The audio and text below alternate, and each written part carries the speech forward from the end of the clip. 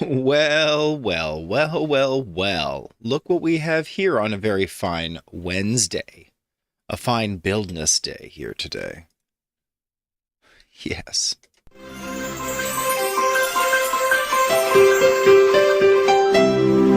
Welcome to another day of building software with robots, where I'm using GitHub Copilot to AI our way through the development of a stream companion who can help me to make fun animations and play sounds all in cascading effects prearranged so that I can have a helpful robot to make this stream a little more fun and to accomplish the pieces of art that I want to accomplish. Very chill Wednesday. I was able to get out to the pool today. That felt great. Getting out for a little exercise early in the morning. I got up really early. And we're getting our stream started here. Yeah, another 23 minutes closer to the start time. Yes, I recognize it is not 9 a.m. Pacific time, but we got close this time. 9:37. We probably got started at 9:36. Not bad. Not bad. Welcome.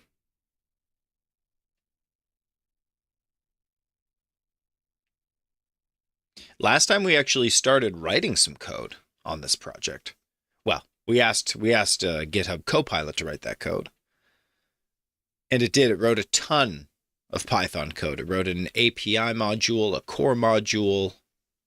It's got a models module and schemas. I wonder what it thinks it should do next. And we've got a main Python file that's running.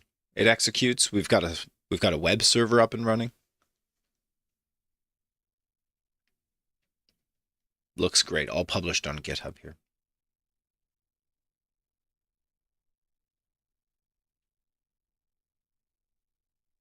Let's get right to it. Dive right in here. Let's take a look. What are we working with? Yeah, last time we generated all of these folders in the structure here, and I'm not super familiar, but I know venv, that's our virtual environment containing Python and all the library files needed to support the import statements in our code. There's the settings of the editor, the .vs code JSON file here, and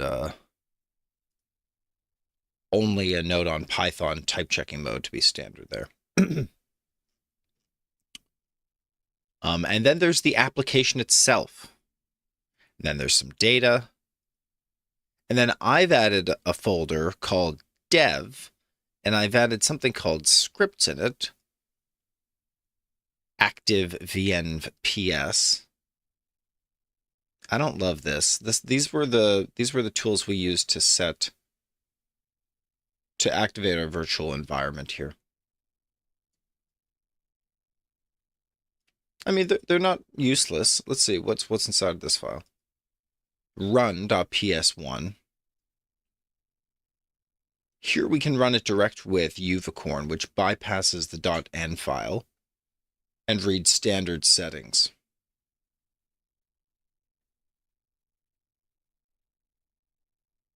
And here we run, this is the standard way I want to run it. We run via the Python module. We read our .n file and all the standard settings.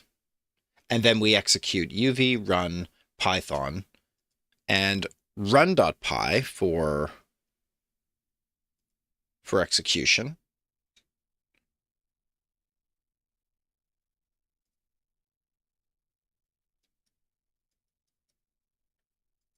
Uvicorn could not be resolved. Interesting. Do we have a configured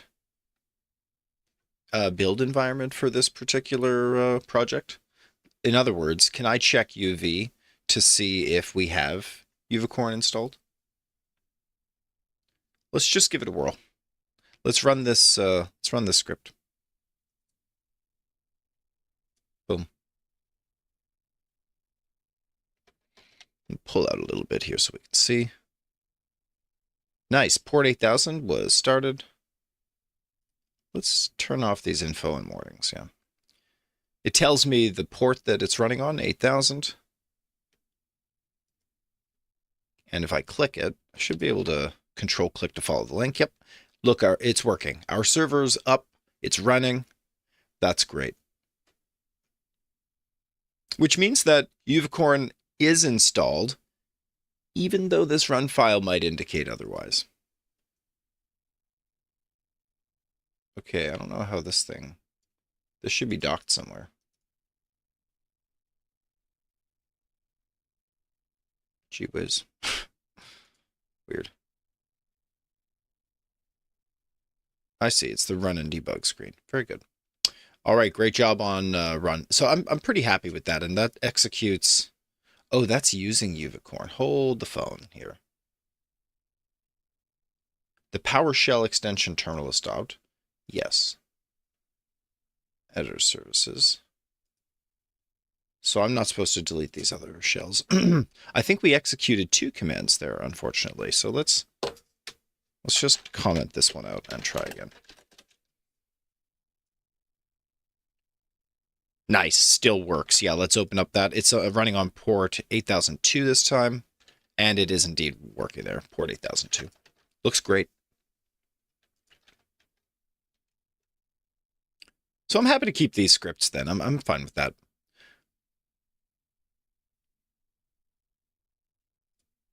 We could tuck it into, yeah, this is the app itself. I don't want to tuck it into the app.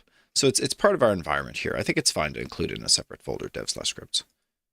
And then there's a media folder for any files we might want to play as multimedia, audio or video. And it's got a data directory here as well. I thought maybe the data directory would contain a library of data as well.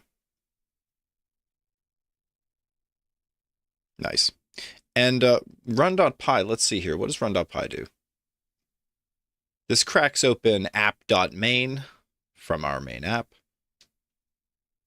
Host settings, host equals settings.host, port equals settings.port. So it grabs settings. And when settings instantiates, I'm pretty sure it pulls in all the data from .env. And there must be an implicit settings object, yeah, that gets instantiated. If settings.debug, else none. Great. And where is it pulling? What is it pulling out of main? It's going for app.main, excuse me. I don't think we need a main file here. We can just delete this altogether.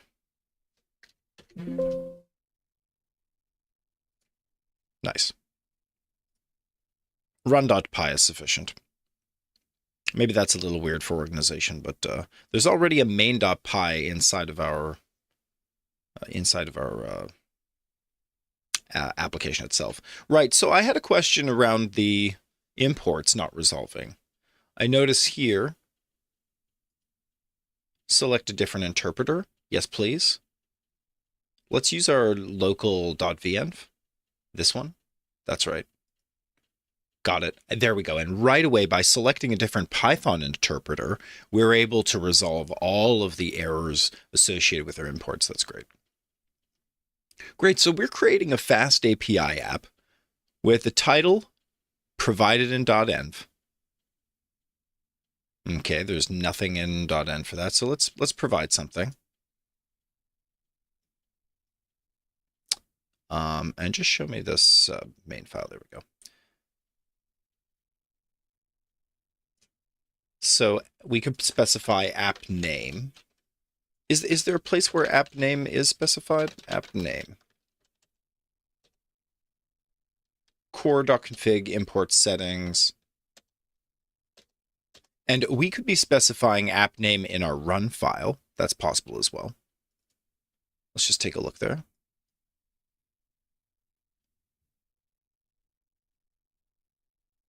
Nope. App data if settings.debug. Nope. Nothing specified here either. Let's use our .env file. We always wanted to centralize development and to keep it simple and organized. So .env is, to my mind, the place to do this. We're going to set the app name to, oh, look, it's a recommendation, streamcompanion.local. I like that, Stream Companion.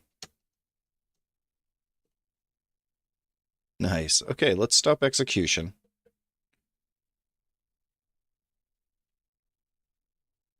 And we'll just do run.py again. Boop. Oh, it didn't love that.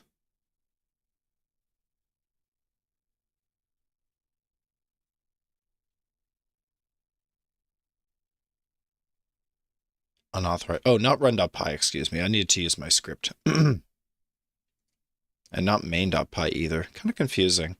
Got my readme here. I don't need that. Yeah, the executable here is in my dev scripts.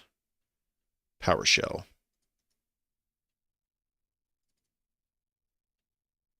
Run.ps1. There we go. Okay, I'm getting a HTTP 1.1 response 404. Favicon, not found. Running on 127. Good, it's running local. Good, it's actually working. And let's see if the name of the application came through. It's watching for changes in... Oh, whoa, what's this? Connected timeout. Launch current file. Interesting. I'm not sure what that means.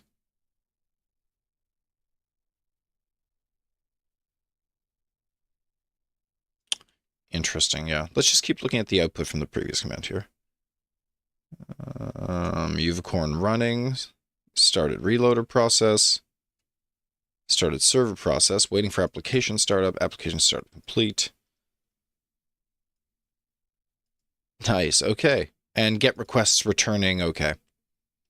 So it seems like the server's working. I can't tell if the app name was passed in successfully, but the application did run. Let's see here. We've got our database URL inside of the data folder. I don't think that was actually instantiated, but we will take that step next.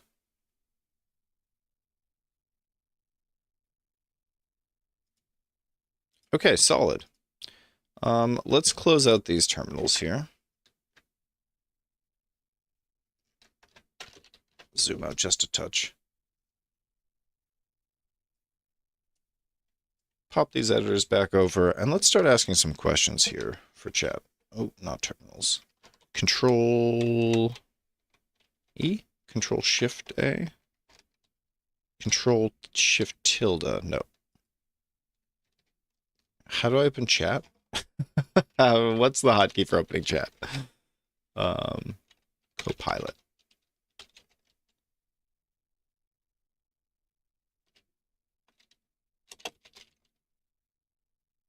Open completions panel. It's not exactly what I was looking for.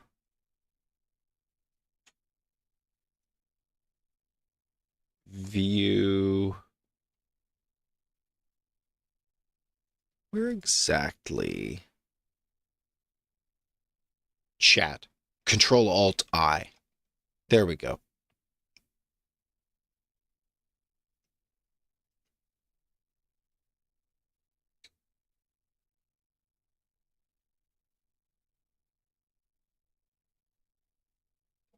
Oh, I see. It says that application name and application version should be hard-coded elsewhere. In fact, yeah, I agree with that. Let's make sure that we've got a version.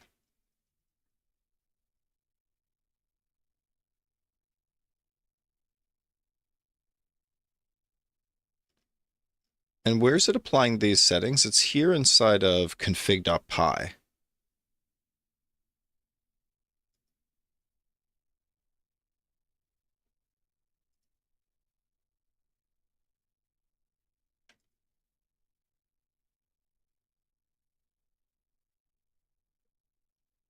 And it looks like we have applied those changes. That's good. So in core, config.py holds the app name and the app version. So we don't ever request that from end. Let's just get rid of that. Nice. And the port is being received correctly. That's coming from env. That's awesome. We're actually subclassing base settings from the settings package, and that's inheriting all of those configurables. Here's the env file we look for, .env.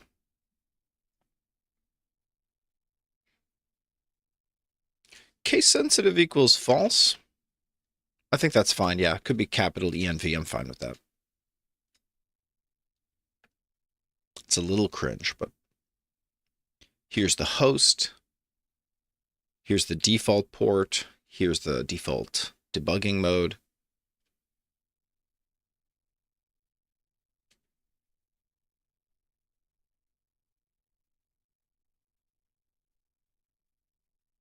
And so that pulls your default settings: database URL, media directory, cores, origins. Are there other things inside of .env that are getting pulled out of here? And does it know to do that automatically? Like, yeah, port, host, debug. Same names, port, host, debug. And they're not case sensitive, so that works really well. Database URL, media directory. Looks great. So we could, I mean, you don't really want to be configuring config.py, except as its absolute default. Okay, and then there's some cores origins that are configurable. Interesting. Not sure how useful that's going to be. We'll see.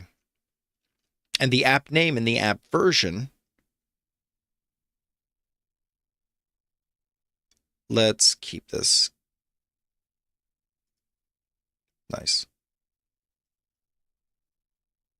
And then in main.py, when we build that, yeah, exactly. Look, we import settings, but then we build our own app with the app name and the app version that are pulled from config.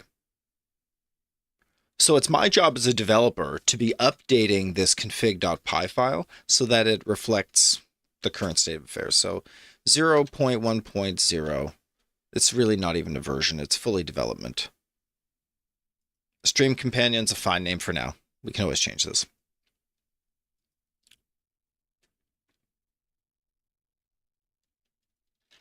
It's not necessarily an OBS web overlay system. It's just a web overlay system with real-time control. Nice. Docs URL, redoc URL.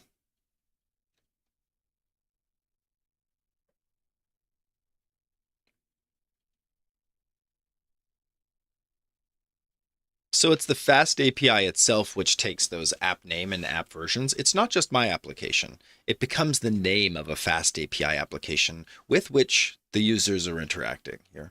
Interesting.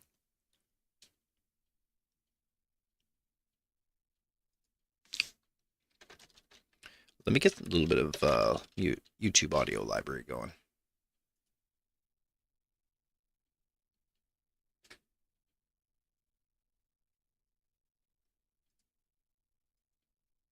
What's this?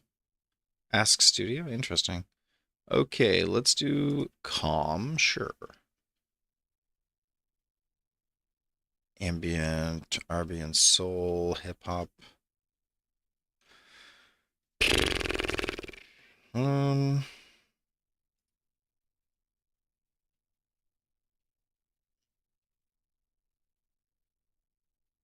Ambient, classical. What are these different things? Let's try classical.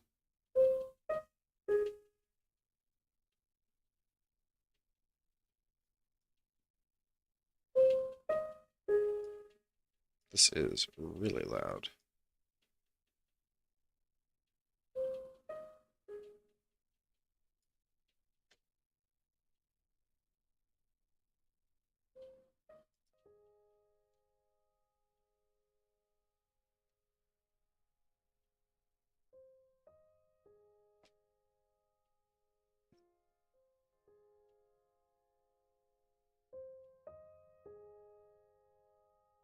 Yeah, just a little something in the background.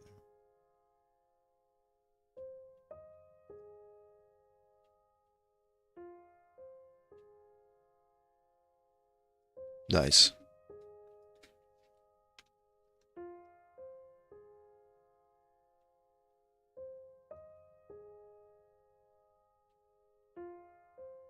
So we're building a Fast API app, and then we're adding Core's middleware. And that allows us to pass those parameters from our settings and our .env file directly into the Fast API app. Main.py gets used. Main.py gets used directly, right? When I run this application, we're running run.py. And run.py uses main dot app.main. App.main, exactly. So main is getting invoked as an application that is chassied inside of Python here. Interesting. Interesting. Honeys, I need a cup of tea here or something. Maybe a glass of water.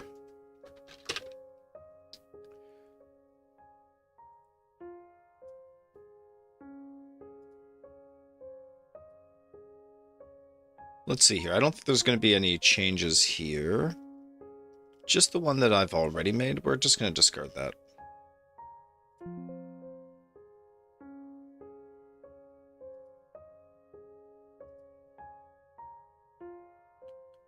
Let's just not modify this file. Great. Looks great. That application looks great. I will say to chat. Let's... What should we do next? What incremental step would make sense to take next?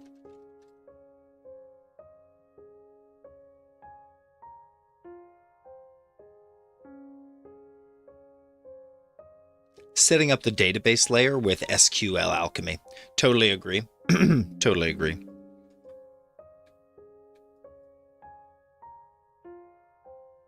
So my run.PowerShell 1 invokes uvicorn. Well, it invokes UV to run run.py, and run.py tucks the app into a chassis in uvicorn, right? So it's PowerShell uvicorn. Sorry, it's PowerShell Python, my run.py, uvicorn inside of run. And uvicorn's invoking fast API, right?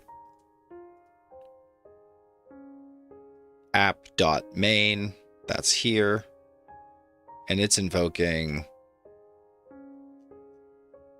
fast API as the app. Then it's adding the core's middleware. It's setting the media path. And it's creating the endpoint destinations for the status, for the health. There we go. If main.py gets invoked directly, the way that run.py does, then we still get an application. Let's see, what's different? Reload ders equals reload, settings.debug, port, host. Everything's pretty much the same except for that last parameter, reload ders. If settings.debug, else, none. So maybe we just tuck that in here as well.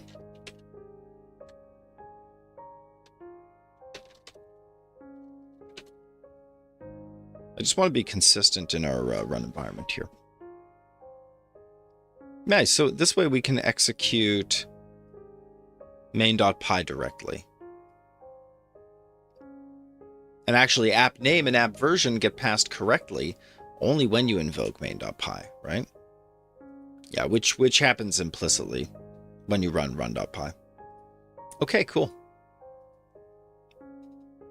I guess when we want to run, we could be running main.py, but we need that strip of code from our dev here. Dev scripts run.PowerShell 1, UV run Python, and instead of run.py, we could do app.main. Let's try that. Should work, or I'm going to learn something, that's for sure. app/main.py. Let's run that. Looks like it's working.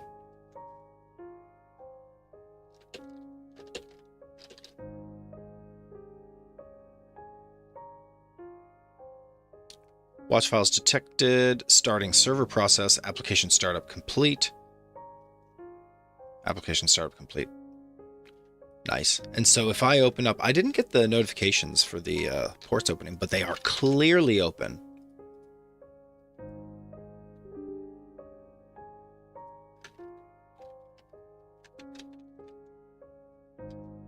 Okay, it seems to still be running here, though. Let's trash all the processes. Yes, relaunch. My bad. Okay, good. It should be dead now. There we go. Okay, let's execute that one more time, but this time using app/main.py. Run.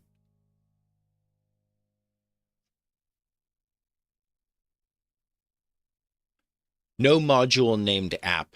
Yeah, there we go. So can I do app.main? Does that work? UV run python app.main. We'll try running this. I'm just not really sure of the syntax here. No such file or directory. Did I just get the slashes wrong because it's Windows? Let's try that. Nope.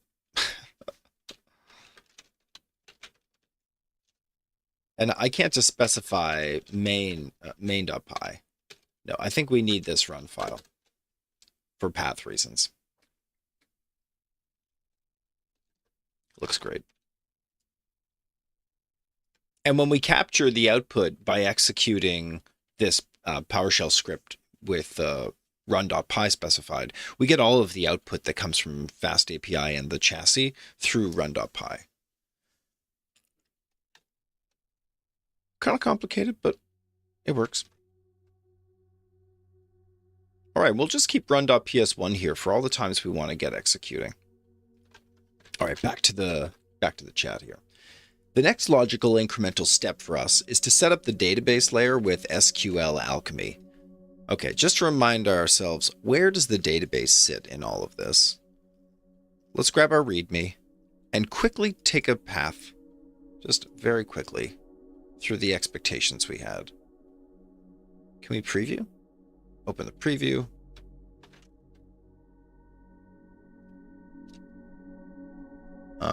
Let's see here. Project overview. Can we swap these?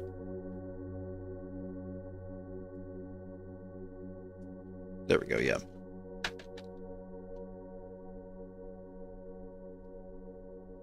Project uses a web overlay hosted locally, which can be used as an OBS browser source. Design principles and core concepts. Elements.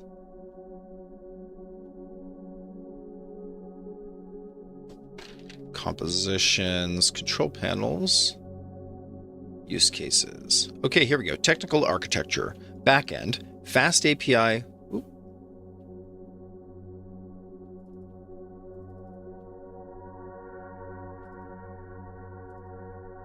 How can I go here? Go to references.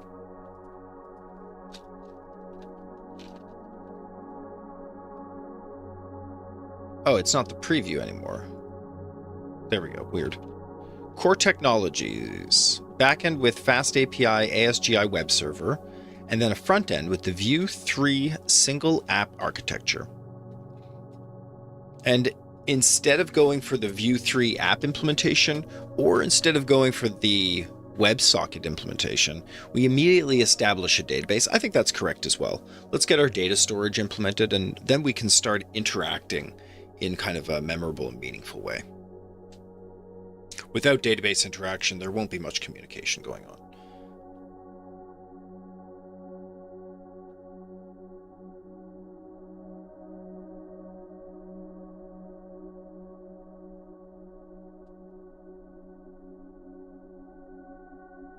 Yeah, we won't even talk about chat platform integration yet. That's not needed. The core framework is coming along nicely. We're using all of those components, Pydantic, Uvicorn, FastAPI, and Python, under Python. And now we move into the database and storage components. AIO SQLite as an asynchronous SQLite driver. And AIO files for asynchronous file I/O for media assets. That's going to be an interesting implementation too. All right, so I think it's totally justified. The chat is suggesting a database implementation. Let's go for it. I'm convinced. Here's what I build. Database initialization and session management. Base model classes for all database models. First, simple model. Example, element or setting. And then database migration setup, optional but recommended. Yeah, let's absolutely provide database migration. It's needed before API endpoints can persist data, so it enables me to test asynchronous database operations and is a small testable increment. Follows the dependency chain database, models, and then the API, and then the front end. So front end last, right? So the specific files to create here are database.py, the models in, let's see, what do we have created so far? Yeah, in core, we'll add a database. Currently, there's nothing. And in models, where there's also nothing, we'll add base.py and element.py.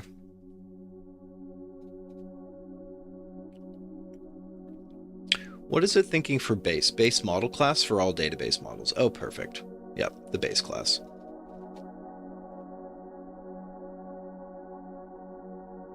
Set up an asynchronous session factory. Create the async engine from settings.database URL.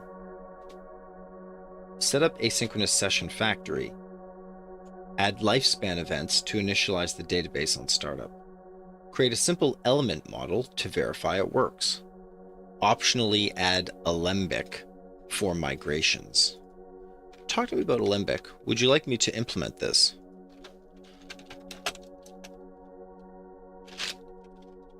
But before we get started first, I don't want, maybe we're not going to interrupt this particular model. Let's just go to ChatGPT. ChatGPT stopped talking to us yesterday. Rude, right?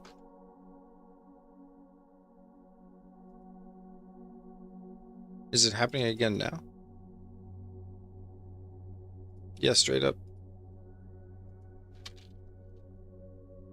Interesting, eh?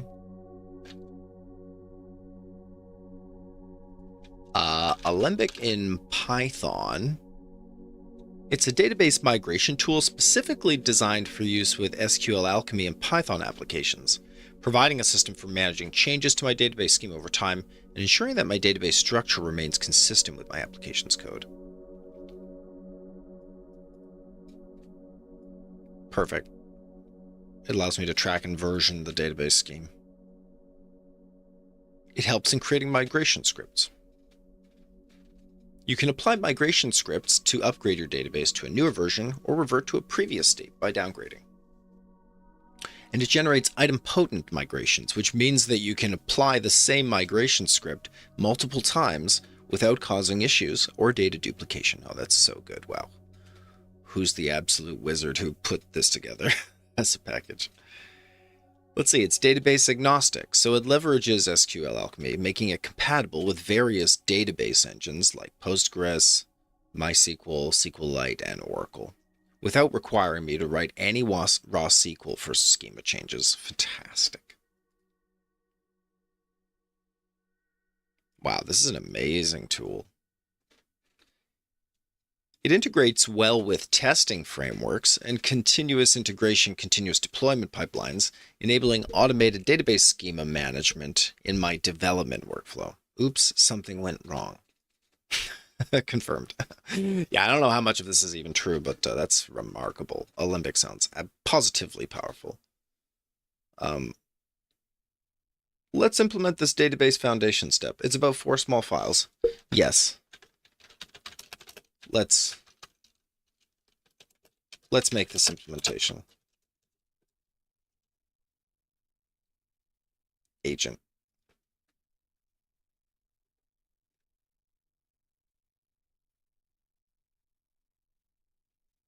What's the second button with the cloud? Delegate to the agent. Whoa, delegate to the agent. I want to watch. I'm here to watch. I know. I could delegate things to the agent, but let's watch. What happens if I delegate? I'm going to come back and code's going to be broken. It's going to be like, oh man, what did that agent do to my code, man? He works hard. He works long hours. Let's see here. Create a database.py.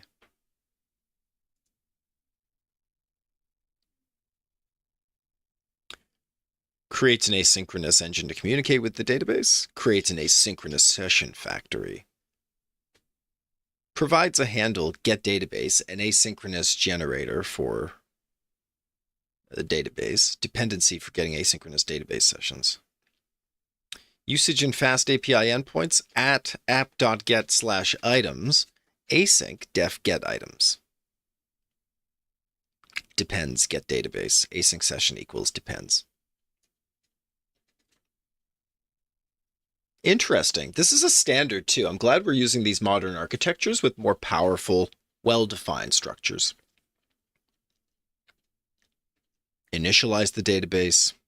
From apps.models.base, import the base. Declarative base class for all SQL Alchemy models. Awesome. Nothing inside of the base. That's how I know this code is correct. Okay, timestamp mixin. It adds created at and updated at timestamps to models.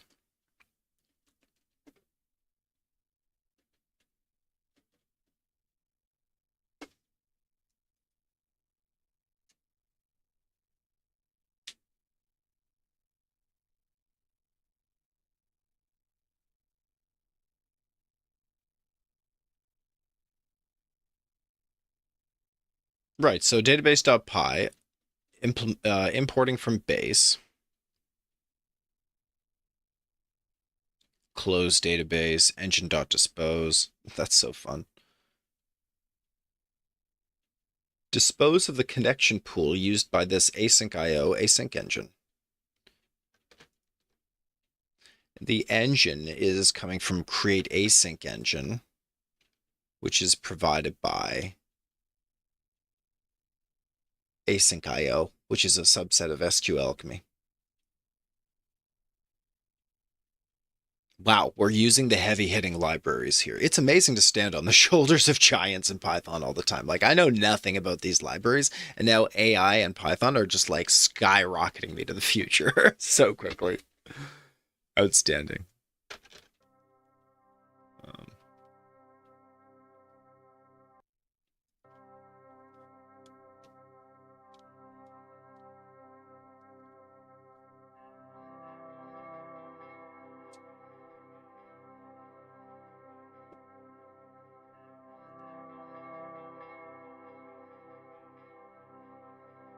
Okay, let's keep this music nice and manageable in its volume.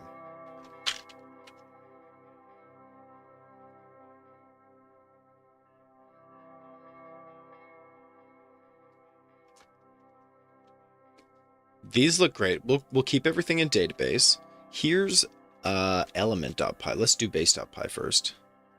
Okay, I think we kept base.py. That looks great. Element.py. Let's take a look here. Element type, image, video, audio, text, timer, counter, animation. Oh, it got specific. It got down to implementation details. Let me just think about that. Elements in our game frame, you can combine elements. This looks so good. It looks so good. It looks so good. And text, video, image, audio. These are all correct. These are the things I want.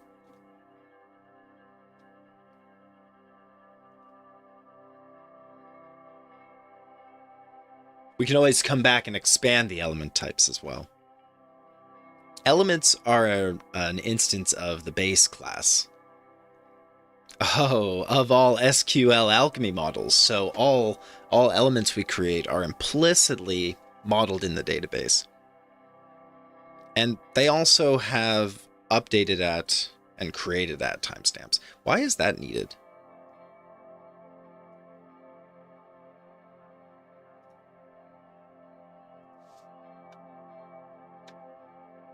Copy.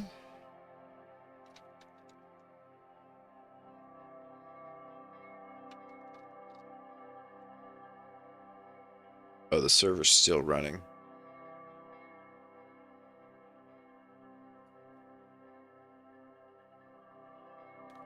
Where is it still running?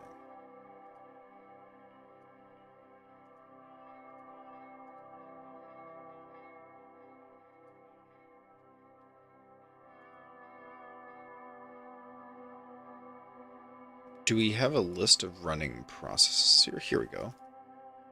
PowerShell, launch current file. Nope. Like, we can tell that there's an instance running. It's viewing the terminal, right? Control tab. There we go. Here we go. Here we go. I'm not sure why we're not getting a stop button here at all. Is it because we need to go to main.py? Yeah, here.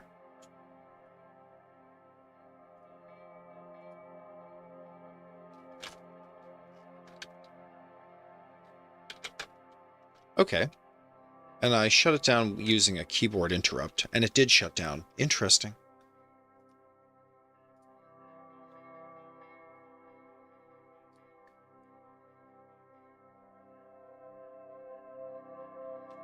Let's see how it's doing this magic. Table name. Elements.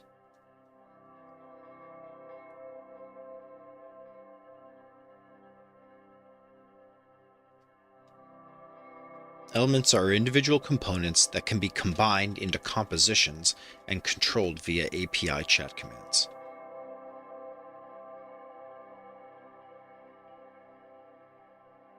Let's see. That's broadly speaking correct. Let's keep this file and then make some changes. Base.py looks good. Database looked good. Element. Yeah, let's just take a closer look here. Elements are individual components that can be combined into compositions and controlled via API and chat commands.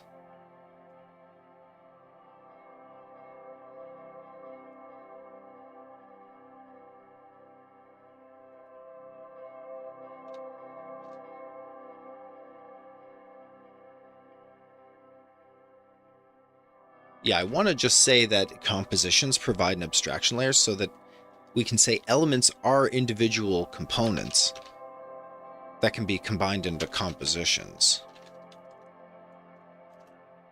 The compositions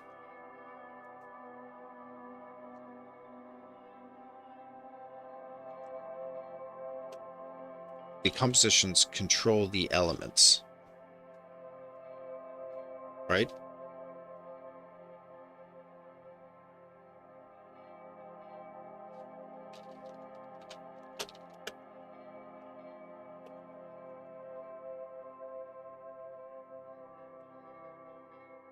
By exposing. Yeah, the compositions control the elements on behalf of the user by exposing standard controls.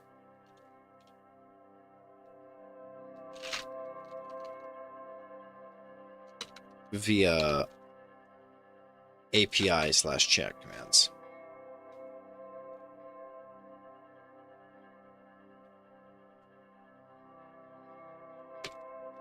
Via the web overlay.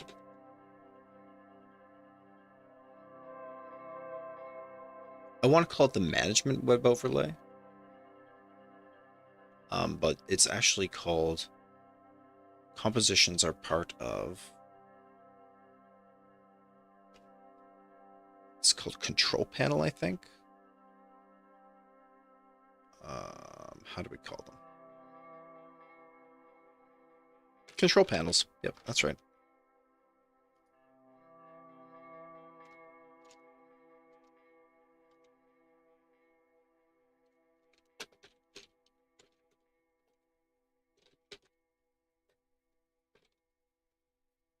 Via their associated control panel. There we go.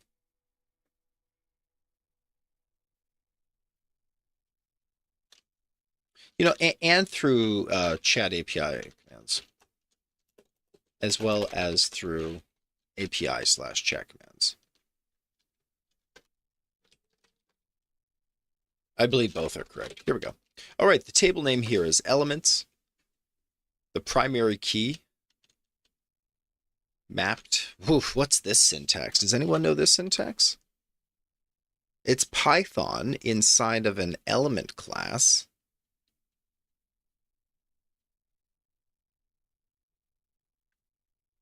And it's a variable. Represents an ORM mapped attribute on a mapped class. Can I just get a little explanation of this?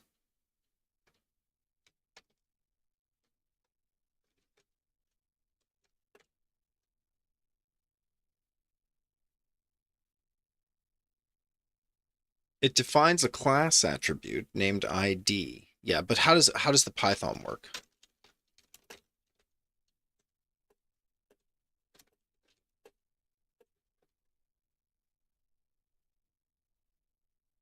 You're defining a class attribute. Interesting. So you can add a class attribute because this is a class definition. Yeah, I see. Okay, interesting. Just regular Python behavior. Mapped int is type annotation, which is a Python type hint, so ID will be an int mapped value. Where does mapped come from? That's SQL Alchemy. Yeah, it's mapped.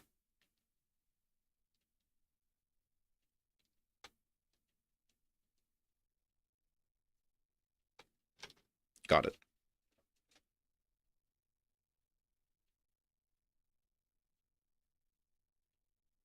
And then you just create a column immediately.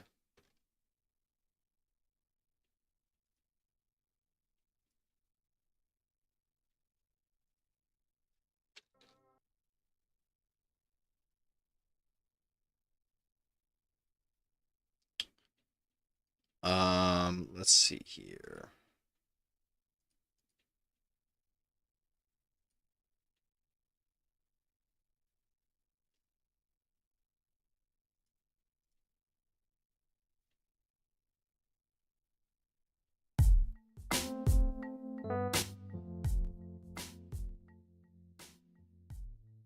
This music is a struggle bus. I'm not sure how we can make this more automatic.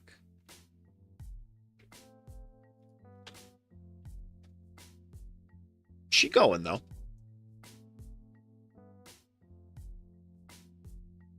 Okay, I'm feeling really good about what's going on here, even though I don't understand a lick of the SQL Alchemy magic.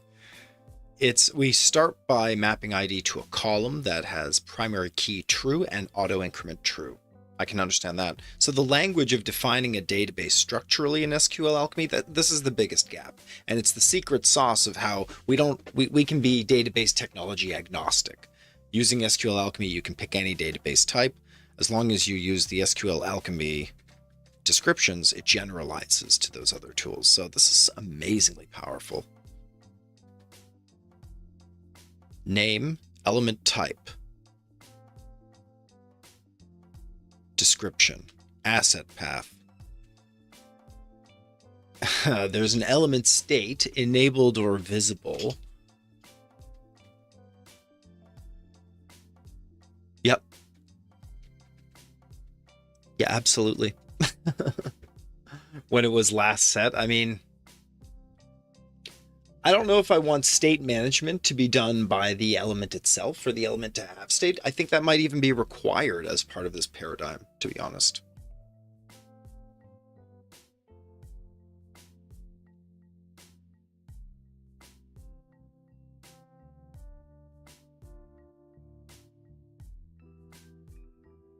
Because imagine I pull this asset out of the database. I pull this element out of the database, and it has an enabled or a visible state.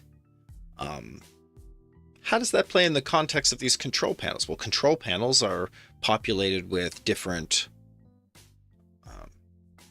components, different compositions, and the compositions, for example, like take a poll from chat composition.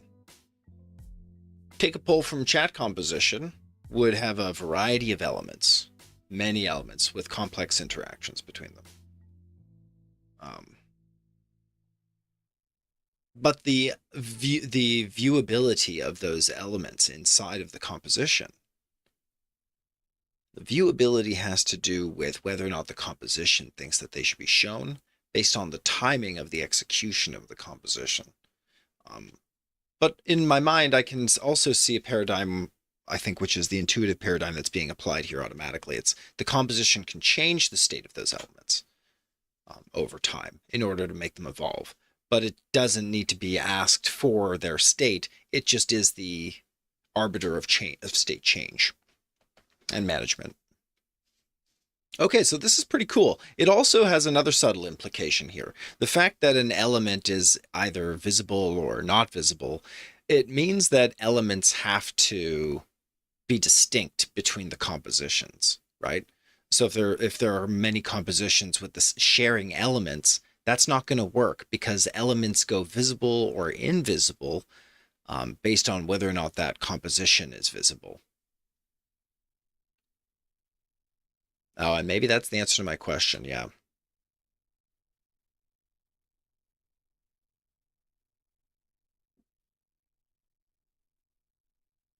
I like this. I think this is correct. I think this is like it even solved the logical problems for me just by using standards. That's the best part. So, and once again, music stops, right? Music stops again.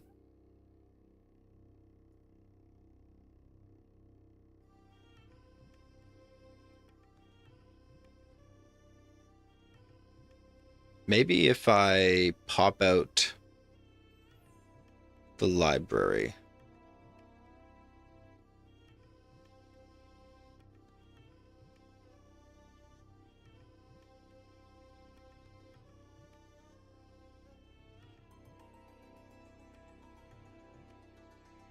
Do I have to worry about the attribution of any of these songs? I don't think so. Do I?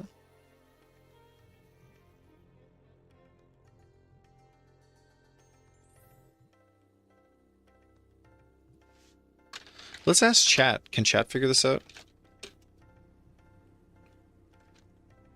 When I focus another window,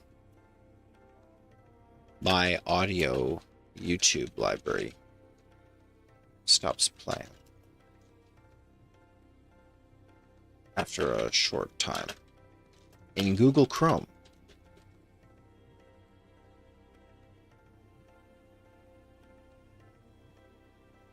Oh yeah, right. Google doesn't want to help me anymore. Or ChatGPT, excuse me. Let's try this in Gemini. The issue is likely due to Chrome's audio focus feature or background tab suspension settings. The simplest solution is to use picture-in-picture mode or a browser extension to prevent the tab from suspending.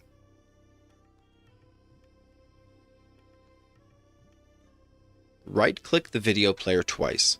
Select picture-in-picture from the context menu.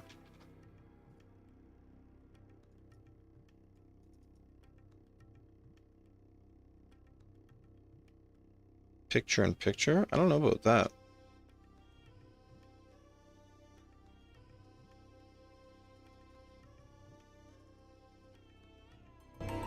Oh no, that's not it. For sure not.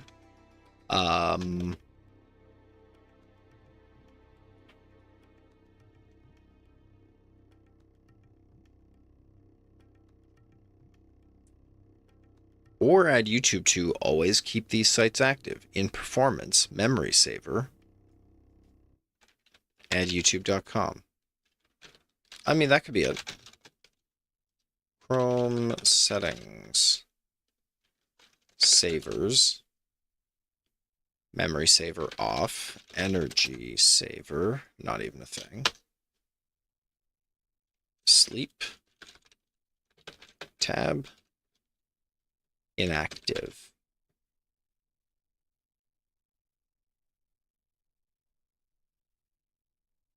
Always keep these tabs active.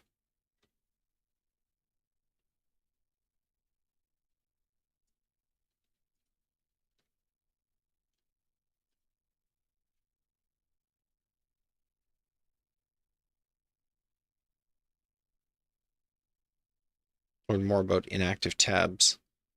Yeah, so memory saver off. Okay, we can learn more about tabs, but we can't change anything else. That was in general.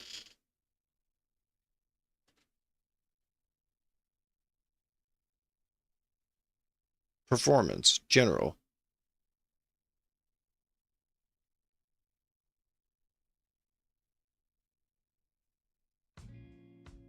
Look, and then we click over and it starts working right away, right?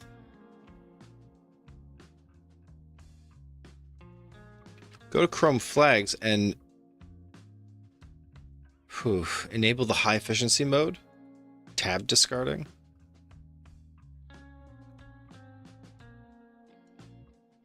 These are not ideas I really want to pursue.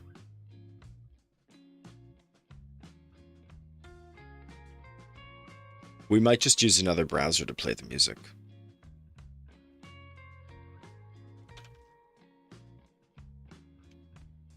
So it's not a YouTube video. YouTube nonstop?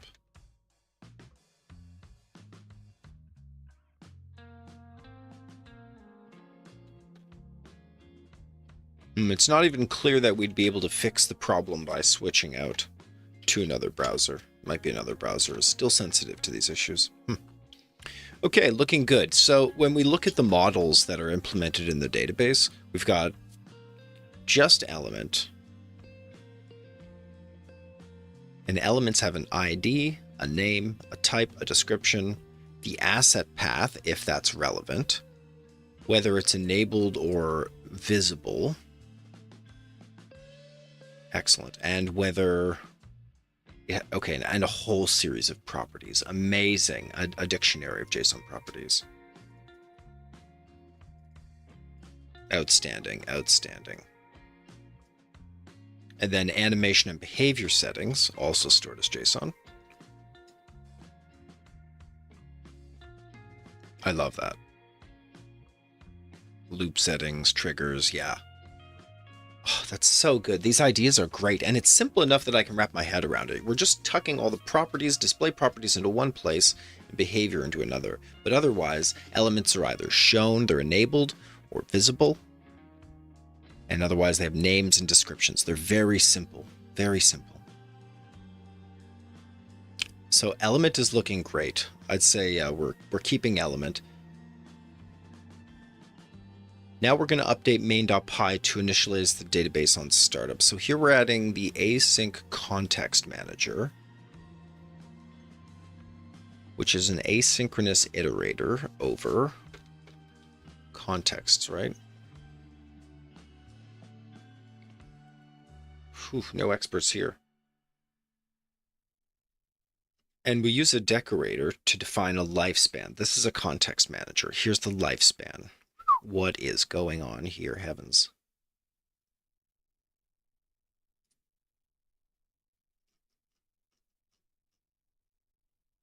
Lifespan context manager for startup and shutdown events.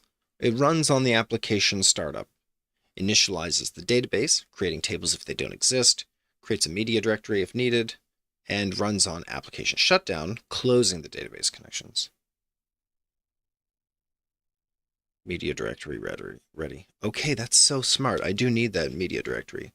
And then we yield and we shut down.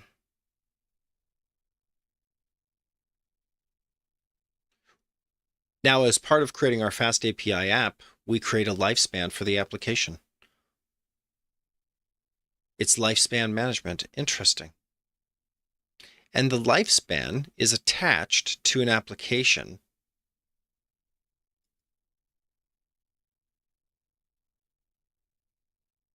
of type Fast API. Interesting.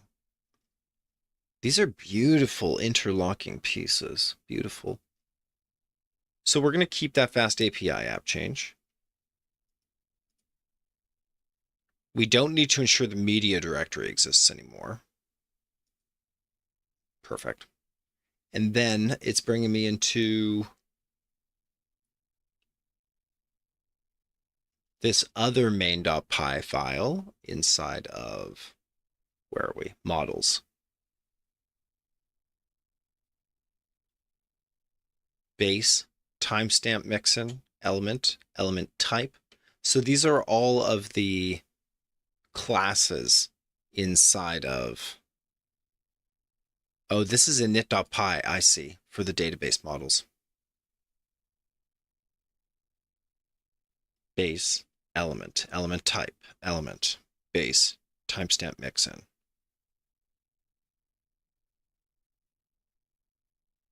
Yeah, so when anyone invokes the models submodule here, we get all of, and what is this all? We're defining the module itself. Yep. Wow, do you always have to keep that up in Python? Feels like it'd be nice for that to be automatic. It's very manual for us to provide like string names for this. Bizarre. Look, and once again, music died, right?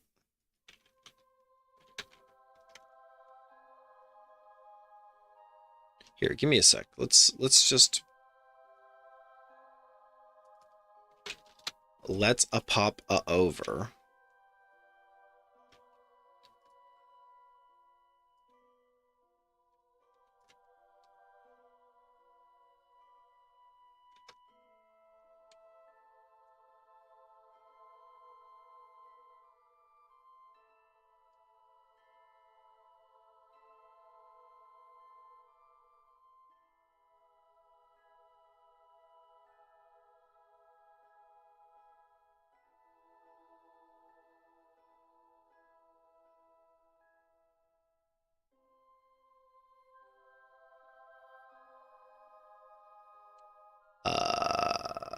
Let's see here.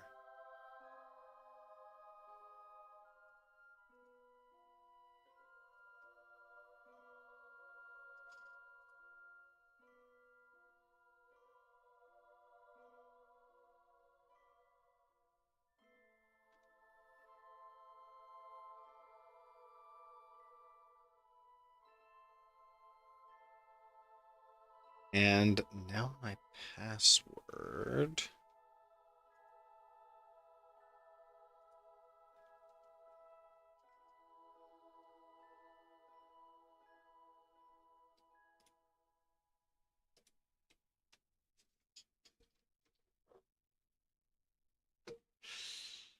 Ooh, where could that be found?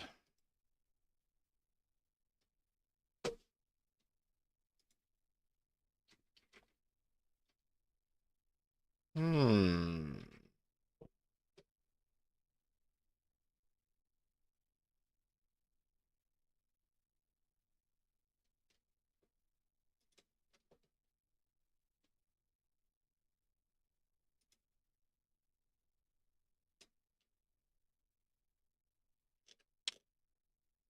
I'm not sure I can sign in somewhere else. Or that I even have my password at all. Shoot. Wow, are we in bad shape here?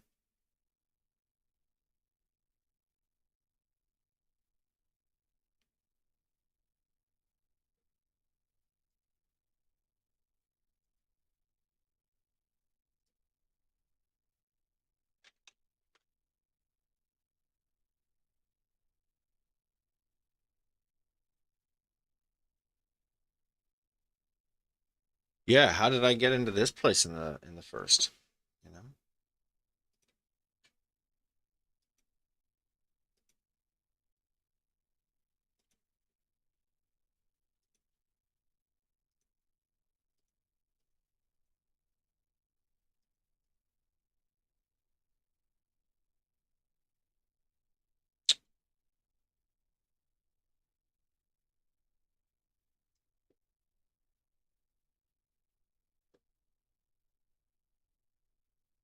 No passwords there.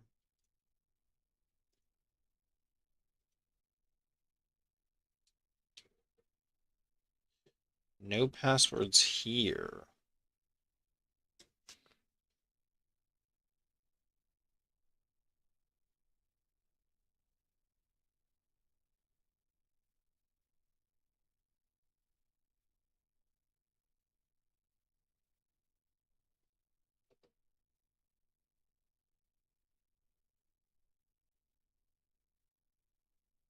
Hmm. Really, no evidence at all.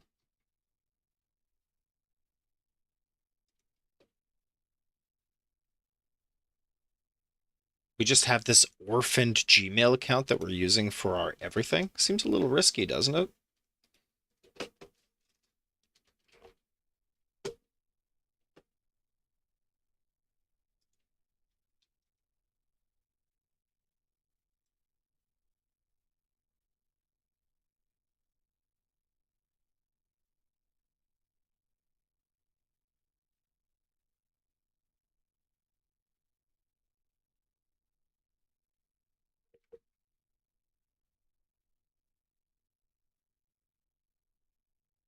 I don't really want to reset the authorization, but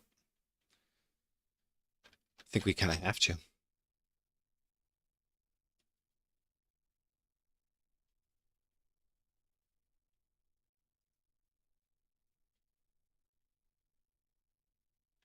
Okay, we can use our recovery account. That's great.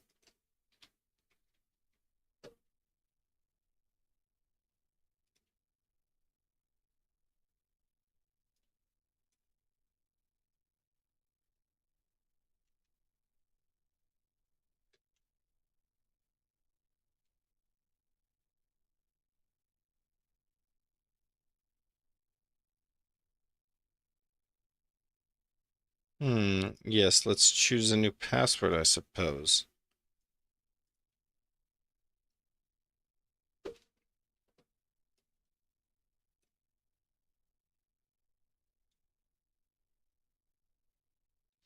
Where does it make sense to store that password? Gee whiz, I don't know.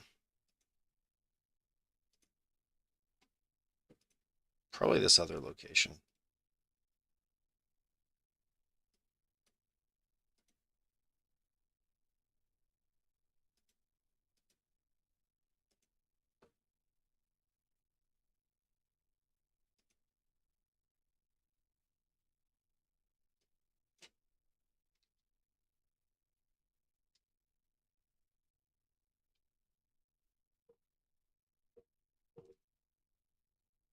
Okay.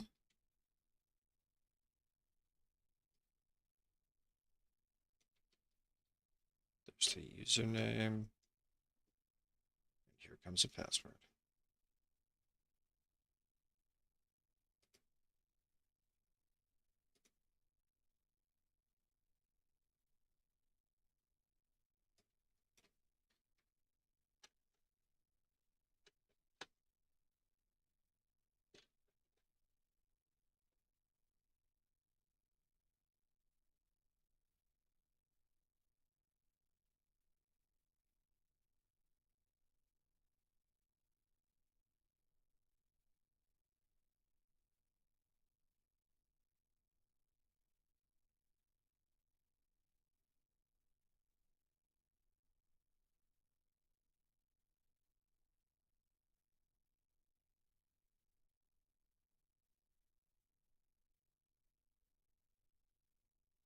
Nice. Okay, I think we're in. Okay, so we can switch over to another browser now.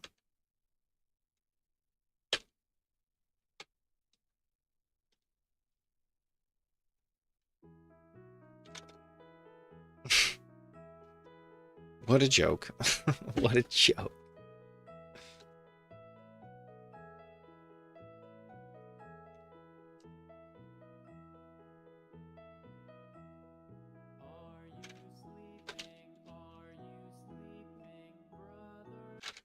No.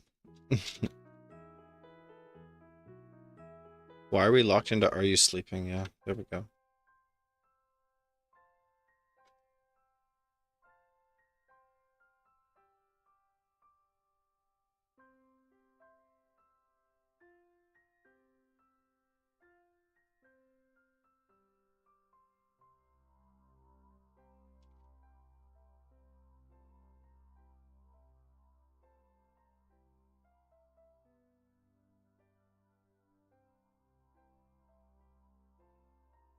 Set a home address? No, I'm okay, Google. Thanks. That'll do, I think.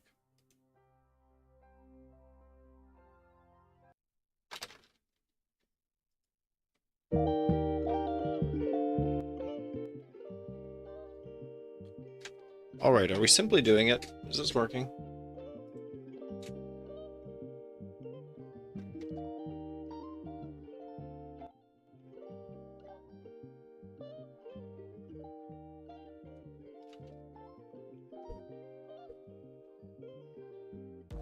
All right, there's no saying if this will actually work, and it's it's Chromium. It's Google. It's Microsoft Edge, so it's still a Chromium browser. It's gonna have the same bugs, I guess. Um,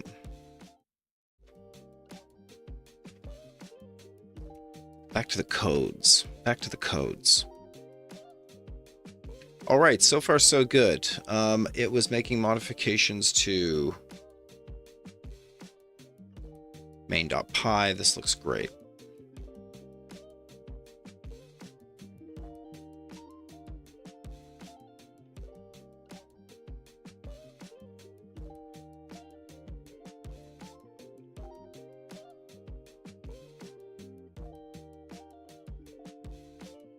I think we save this.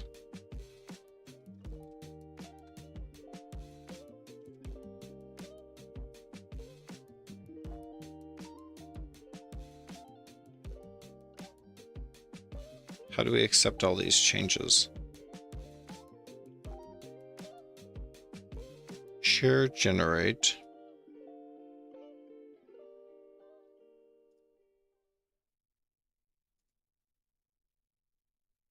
I think it did the thing.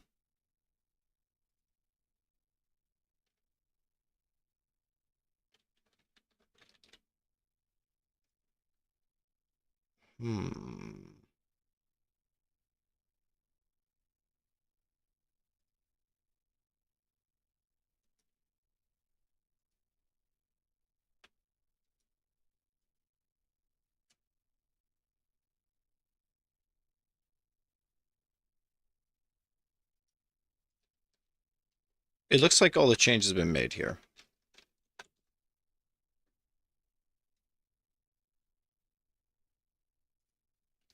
These changes have not been made. Ensure the media directory exists. Now we're using lifespan. Okay, those changes were made. Okay, those were all updated. Okay, good to know. Now let's update the models init.py to make imports easier.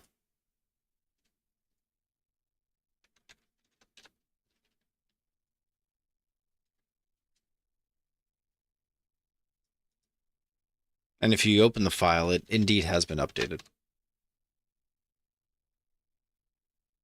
All right, now let's test the database initialization by restarting the server.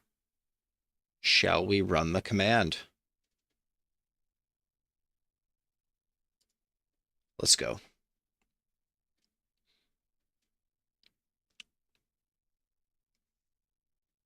Application startup completed, media directory ready, database initialized.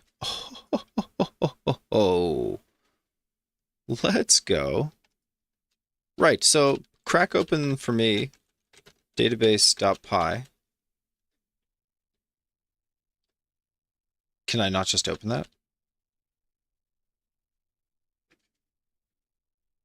Chat's going bonkers over here. Let's just get a picture on what chat's talking about here. Great. Perfect. Let's test the database. Checked background terminal output completed. Test database initialization. Database foundation is working. What we successfully implemented was the database engine, asynchronous SQL Alchemy with SQLite, session management with get database dependency for fast API endpoints, and the base model class with a timestamp mixin for automatic timestamps. The element model is our first real model in the database with the basic properties that elements will have in our show, an asset reference for the media files, state management for showing or hiding those elements, and flexible JSON properties for display settings and for behavior separately. And we also added a database lifecycle, which auto creates tables on startup and closes them on shutdown. I love that. The database was initialized. Let's check our files here. Sure enough, streamcompanion.database.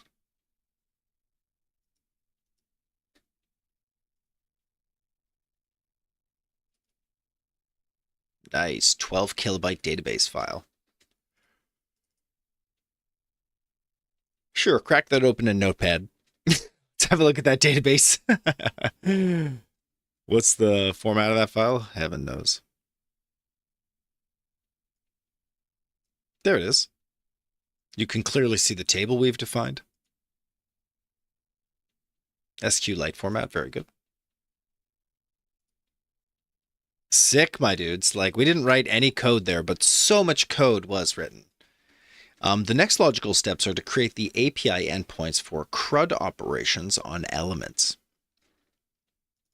Now, CRUD I'm pretty rusty on this, but I'm pretty sure CRUD is the lifecycle acronym for create, refresh, update, and delete. Look, the audio library gave up again. It gave up again. What a scammer. What a scammer this thing is. Can we do a picture in picture? Let's find a picture in picture extension for Edge.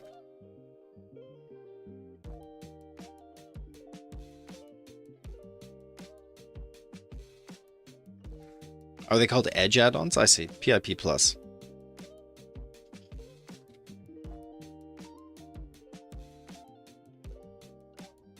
It is now installed.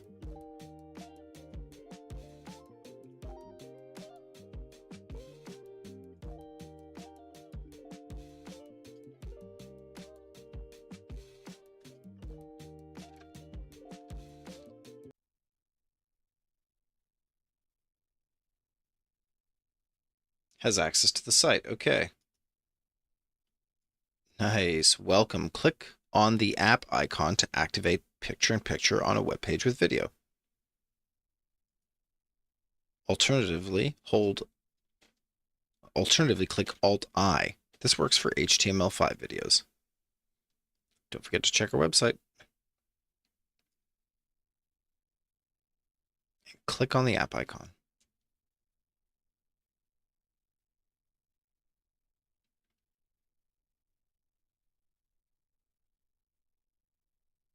Or right-click and select pip on menu. Open pip.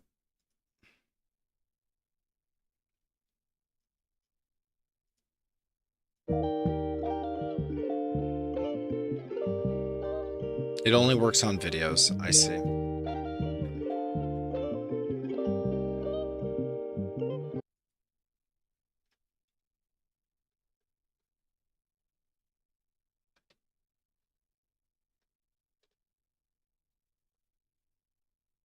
So an Edge extension,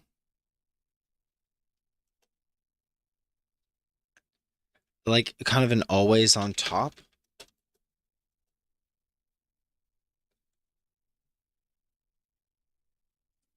Companion window.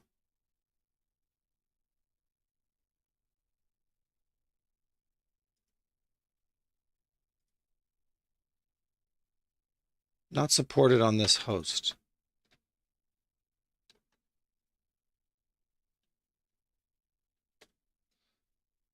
Let's remove that then. Picture-in-picture plus also didn't work.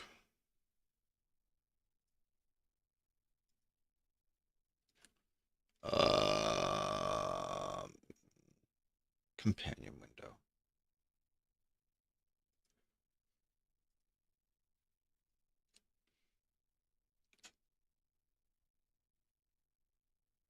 Edge extension. It's not picture-in-picture. It's just keep alive.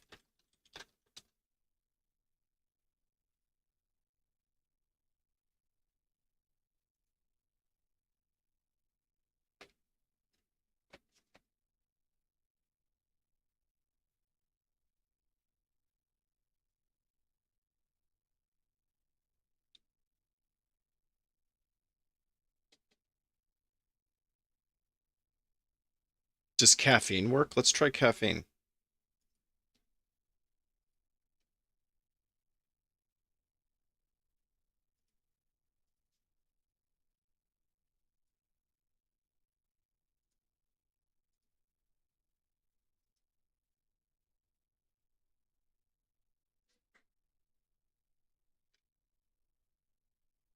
How does it work?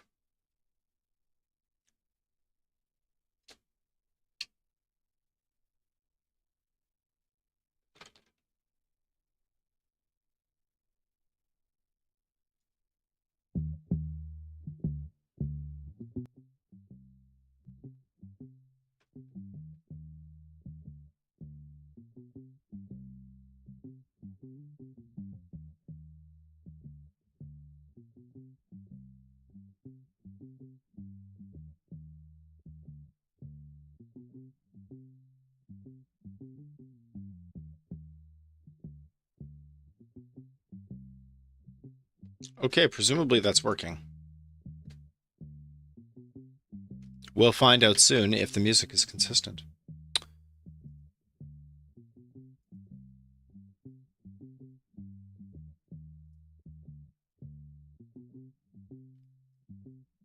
You can see the SQL Alchemy checked for elements table and the database is ready.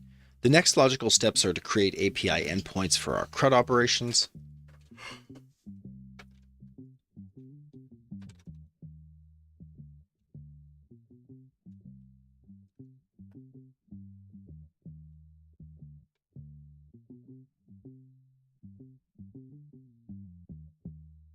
Oh, ChatGPT's back. Welcome back, ChatGPT. It's good to have you here.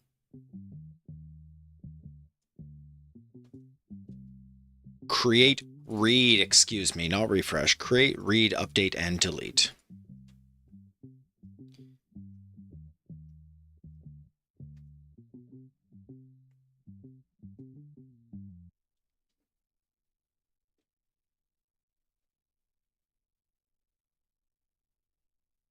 Yes, I like the personality. That's a weird question to ask.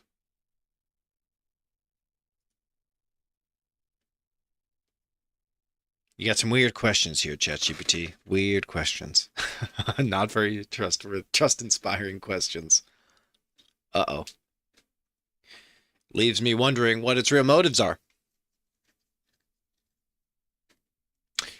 All right, Copilot thinks our next logical steps are to create the API endpoints and then to create some pedantic schemas for request and response validation.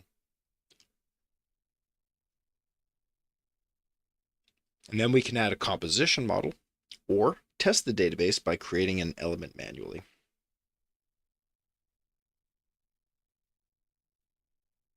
Yeah, let me think about that. Do we want to start creating elements? I don't think so. I think we should add the composition model. Let's just ask a question first. Let's just ask. When is it too soon to create the pedantic schemas? When is it too soon? And then maybe chat can help me to understand. It's never too soon. Okay, why don't we do that then? In fact, with Fast API, it's best to create them alongside or even before the API endpoints. Pydantic validates request and response data immediately, catching errors early.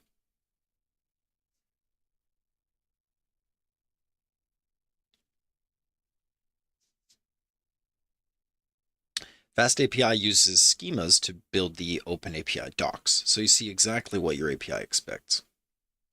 The schemas define the API contract before I write endpoint logic. And it prevents overexposure. SQL Alchemy models often have fields that I don't want to expose. Schemas let me control exactly what goes in or out. And now database models can change without breaking the API because schemas act as a stability layer. With schemas ready, writing endpoints is just wiring them together. When it would be too soon, before you know what data the model contains, but you already have element defined.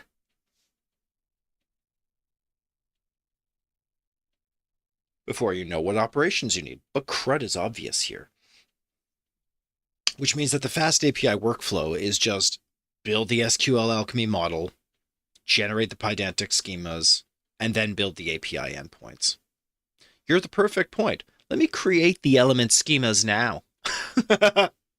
Starts creating schemas. You just hold your horses there, Chad. And listen, caffeine did not work, right?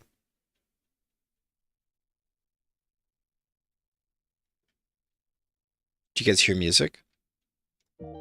No. No, it stopped. It stopped again.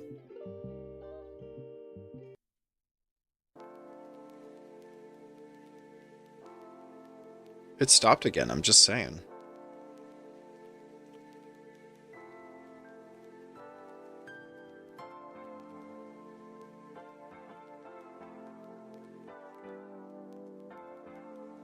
How do I keep Edge tab active?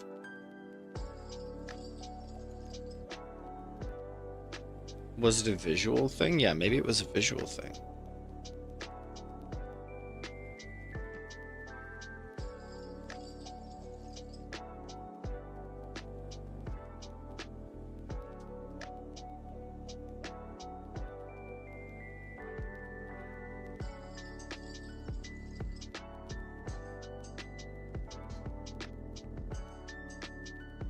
It's just back to this how to keep sites active stuff. This is not correct. I think that YouTube Audio Library is a different beast.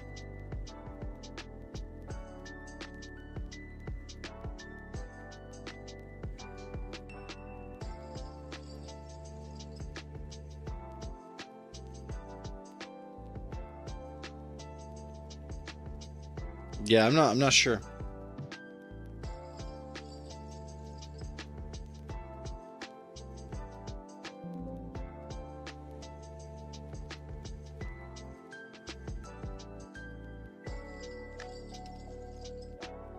All right, what do these schemas look like?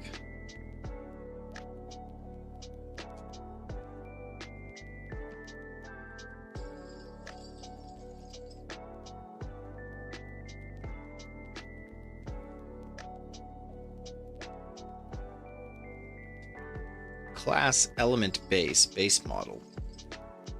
Base schema with common fields.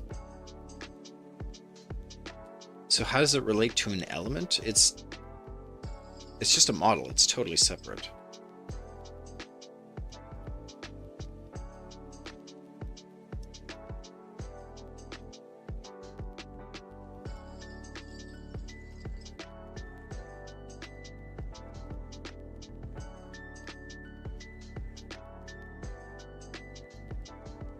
And here's these various classes that represent the CRUD operations. A creation class, an update class,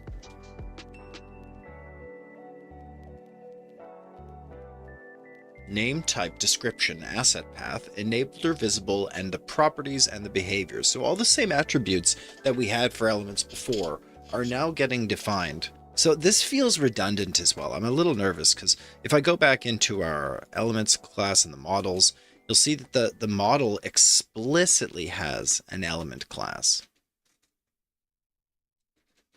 All right? And now these element operations, they rely on an element base.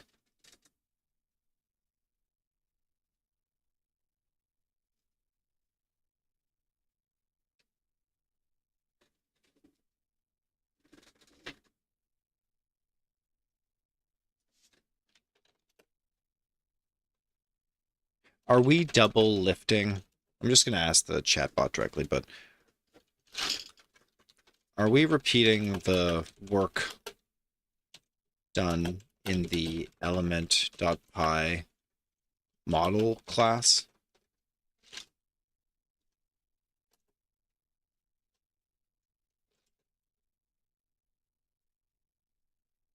That file defines the same elements, defines the same attributes for an element as element base. Just asking. Just asking.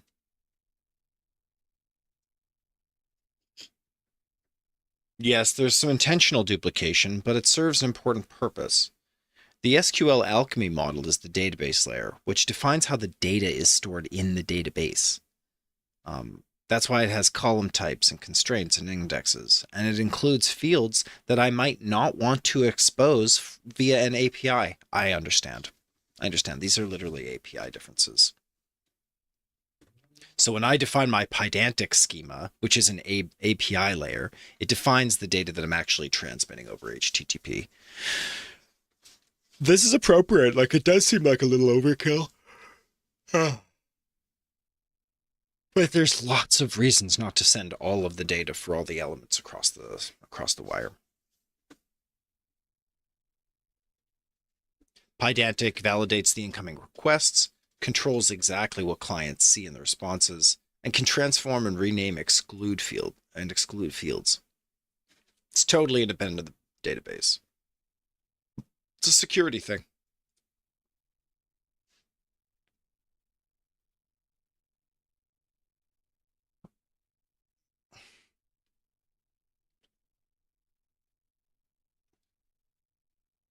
Oh, stability. That's such a good answer. There's API stability now because the database can change at the same time that the API does, and that doesn't break anyone.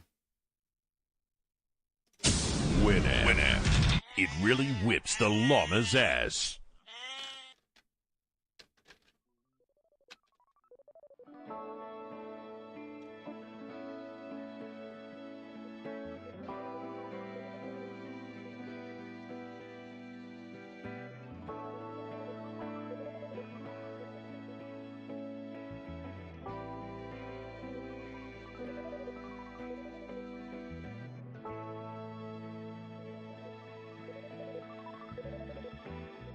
Yeah, and the API can now combine and transform data. It doesn't have to be a representation of the database at all.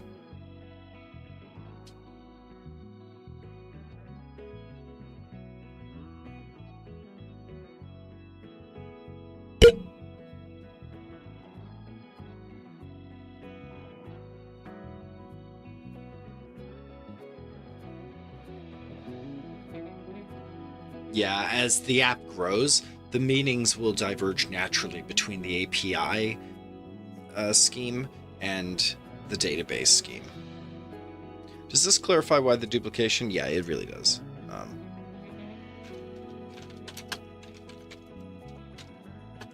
The pydantic scheme, as you suggested. Is this part of the code writing going to be really easy? I hope so. Yeah, I hope so.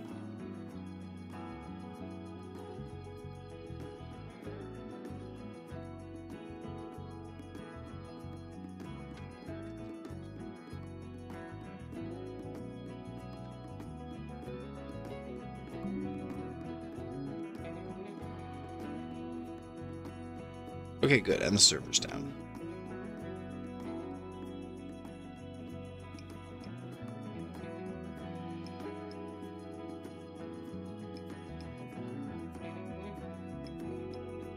Oh, I could be in agent mode for this. There we go.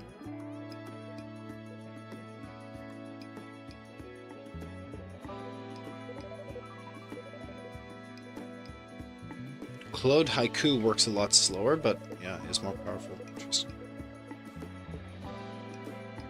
And I get a 10% discount if I choose an automatic model. Interesting. Why would I do that? Perfect. Pydantic schemas are now defined. I changed init.py in schemas.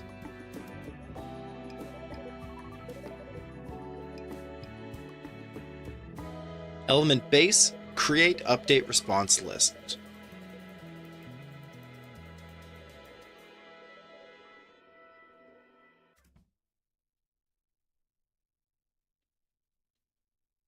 And there's no element delete, eh?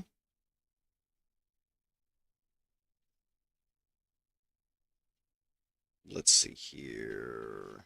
Element response, element list. You do need element list, but response. Update and create. Where's delete?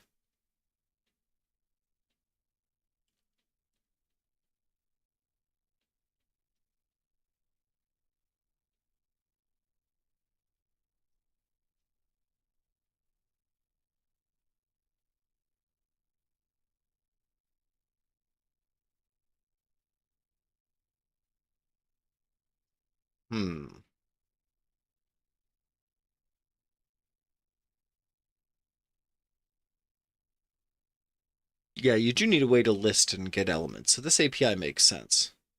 Do I need a delete?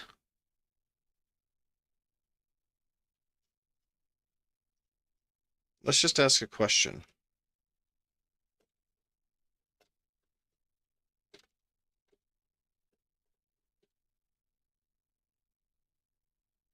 We had element create.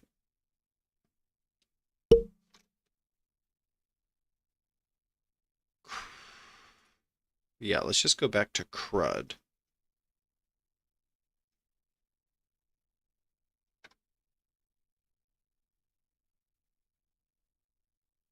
Yeah, you would want maybe a delete element.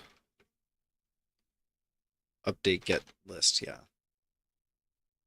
So in CRUD, create is here because it's element create. R for read is here because that's element listing, and also you can just get one directly from the database. U is the update, that's here via element update, and D is delete, but that's not here.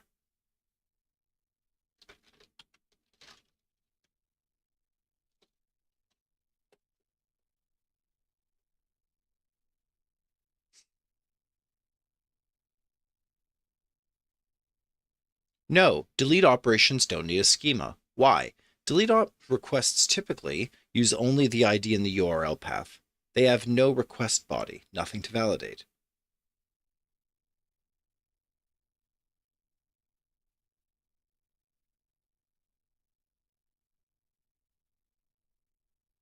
Pattern 1, no content response. Simple confirmation message. Soft deletes with metadata reason. Bulk deletes with request body. Delete with options.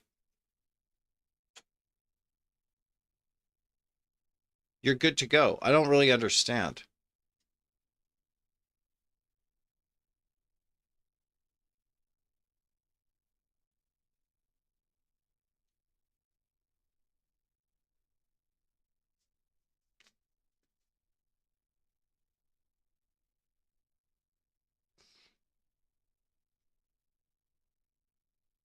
Delete operations don't need a schema. Why? Delete requests typically use only the ID in the URL. So there will be an endpoint for deleting, but no class action is needed.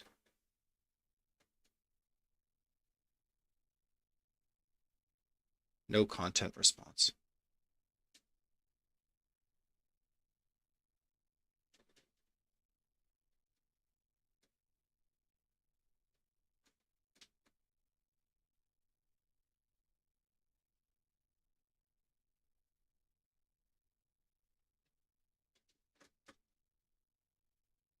Okay, that sounds good. All right, so back to where we were. Let's keep all this. Let's keep all this. Keep the whole file, really.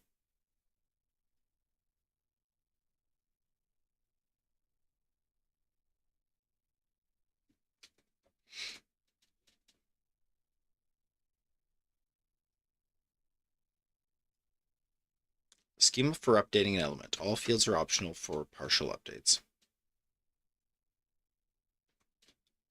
So you just have to define the scheme. And that makes partial updates easy and possible. That seems too easy. Extra equals forbid.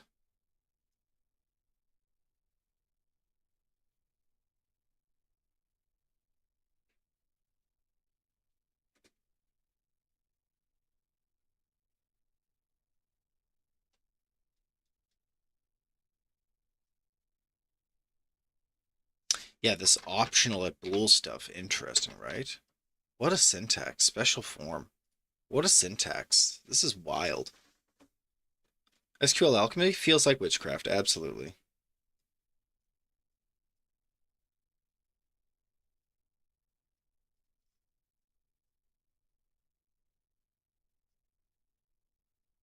Okay, so far so good.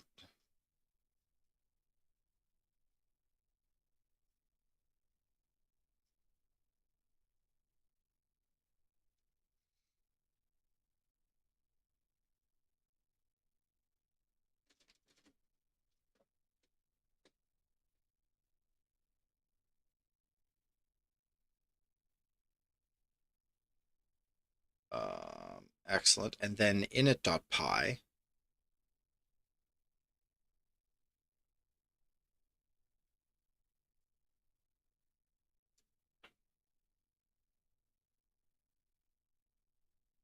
Init.py, which is the instantiator for the schemas. module. Okay, so this tells anyone who pulls in the schemas module that there's all of these classes in the app.scheme in element.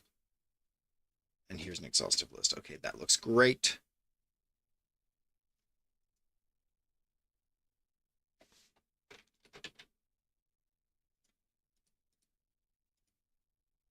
Excellent.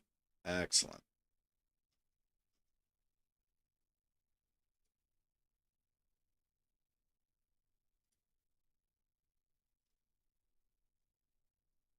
Key features. Good. Okay, now you're ready to create the CRUD API endpoints.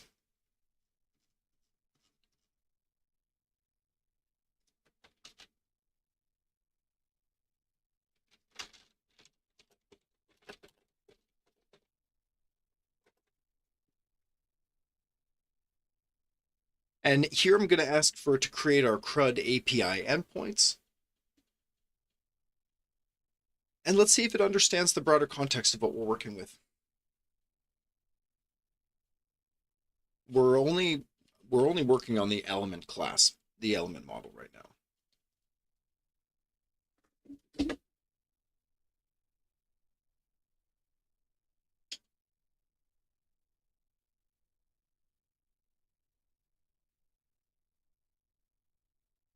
Ooh, it's going to create those elements for proper error handling, pagination, and async database operations. Wow.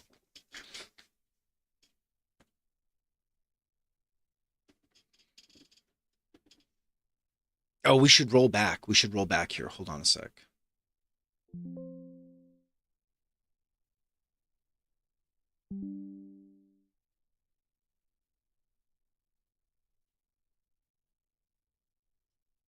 Yeah, let's roll back. Let's roll back. Hold on a sec.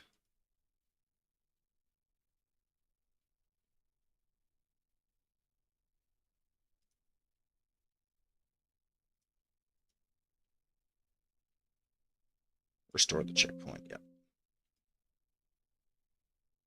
Let's make a commitment to our code base. That's all. Let's just do a little commitment here. It's pretty significant what's happened.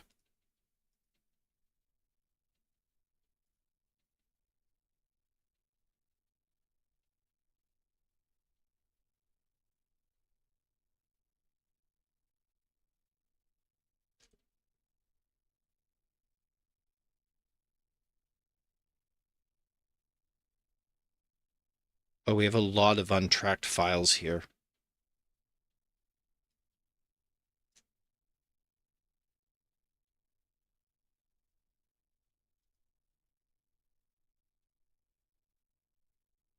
Whew, 12 files and 0 cells to analyze. What's being analyzed exactly?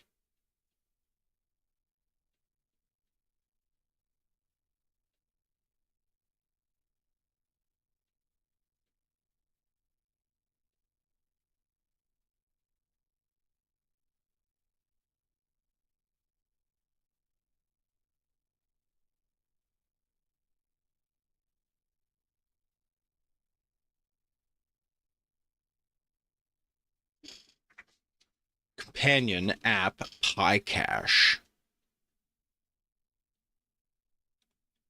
Let's just see what's tracked and what's not tracked here. This should not be tracked.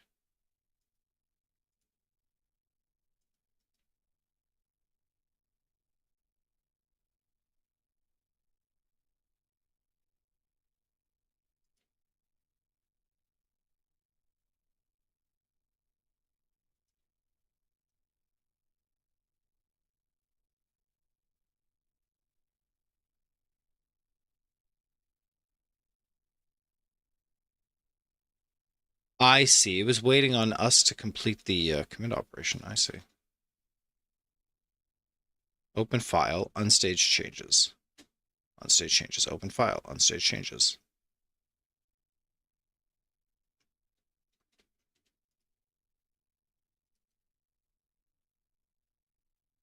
Index added. Yeah, mostly we're adding the new files, so that looks great. Let's ask for an AI message. Add initial database models, schemas, and configuration for fast API application. That's correct. Ding. Done.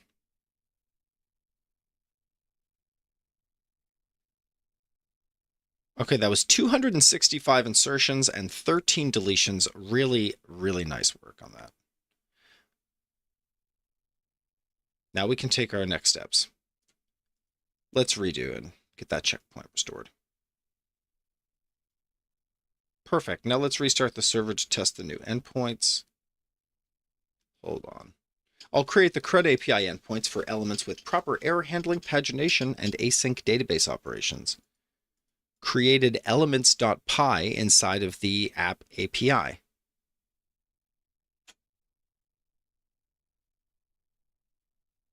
Import API router. From SQL Alchemy, import, holy cannolis. Import API router, depends, HTTP exception, and query. Get database, element and element type. Router equals API router, prefix elements, tags elements. At router.post. Create element, async definition. Element response, status code 201.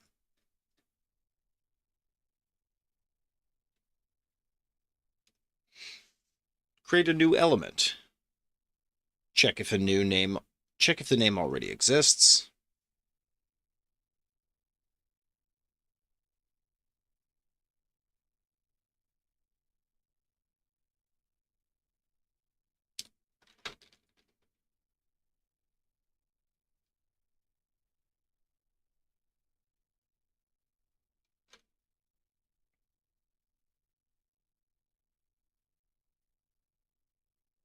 Selectable constructors. Yeah, you literally use SQL Alchemy to directly access an element by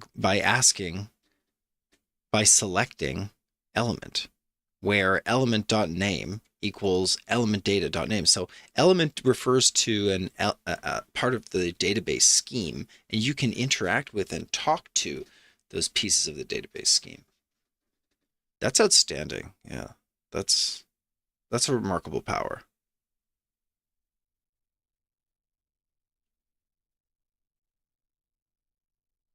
Wow. Wow. All right, so this is promising. It's defined the create element asynchronous call. It's defined the list elements asynchronous recall.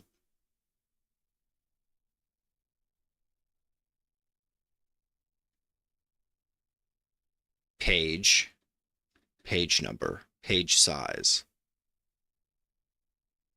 items per page, element type, filter by element type, enabled, filter by enabled, visible, filter by visible, database.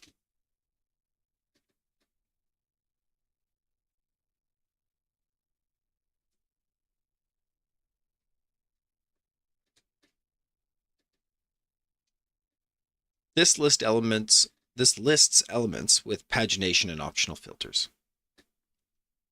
How does it do this? It builds a query object by selecting something of type element.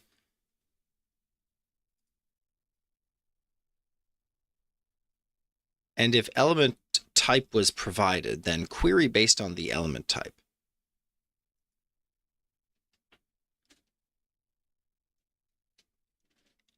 If enabled was set, then make sure enabled. Yeah, so you can just build a query here right out of your database in SQL Alchemy. You can just build this straight up. Oh, that is righteous. God. Nice. Then you get the total count and apply the pagination. Limit by page size, order by. This math could be wrong, but we won't know until we try.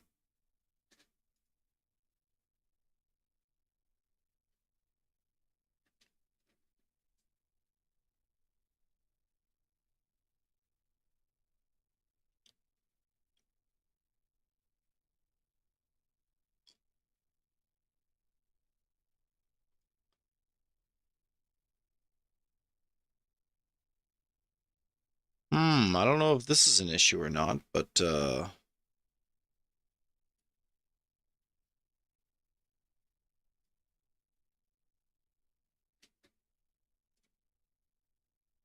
We do want to address this.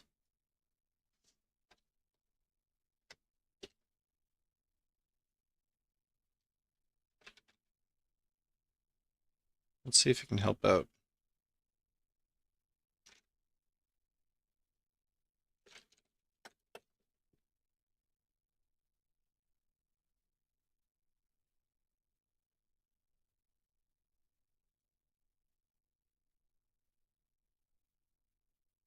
Yeah, let's keep all the changes.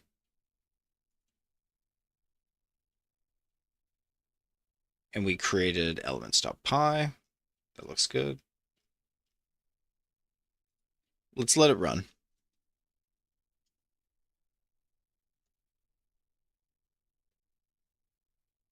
Nice. Nice. Database initialized. Media directory initialized. Application startup complete.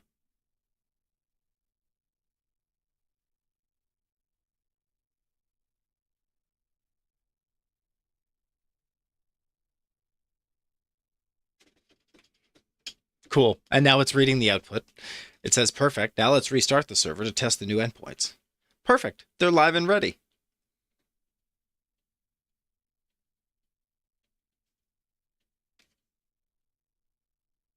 Oh my goodness. Look at these documents that came out of the API automatically from openapi.json. Oh my goodness. So you can create an element. Try it out.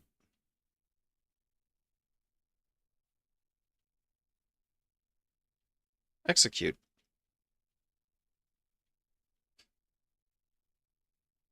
Nice. Server response 201. Boop. Response headers. Successful response.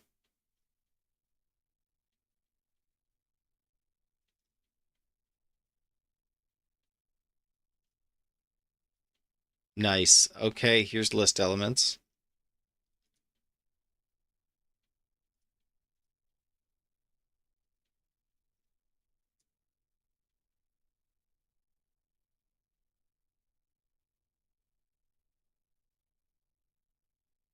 Got it. Response.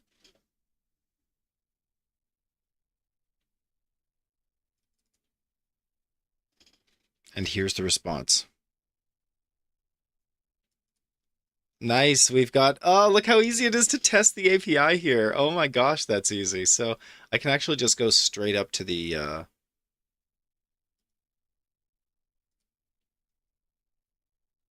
let's try something new here. Let's do one shot. Element type, video. Not yet. Visible, true. Enabled, false. Done. Okay, and then let's list.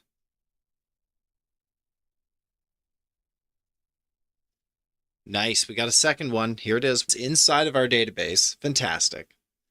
Fantastic.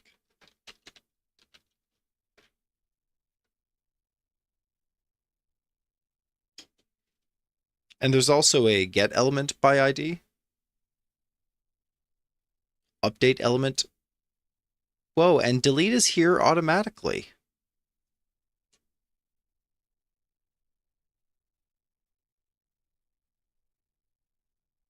How did it know to do this? It's Fast API, right? Like Fast API just provides this?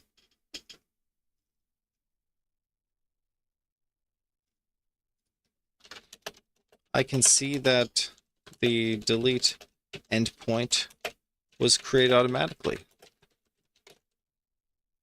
That looks great. Can you explain to me again? Oh, let's do ask. Which module is responsible for creating that? I don't see a definition that we created ourselves.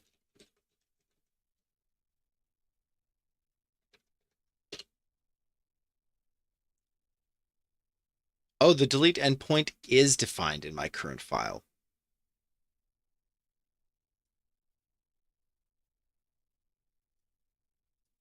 in elements.py.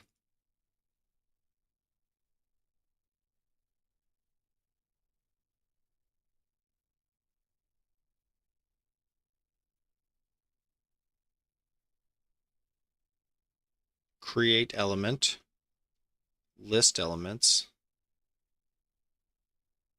Is there a code explorer here?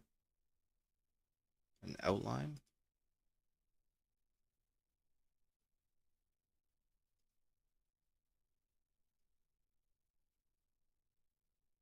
Okay, create element, list elements, get element, update element. Oh, delete element is an endpoint. Delete element is an endpoint. Understood. Nothing created automatically. We wrote it. And when it happens, we select and then we delete it. Wow. So everything is coded in here, right down to the very finest detail. And we could control all the way from the front end to the back exactly how deletion goes down. This is the perfect chassis.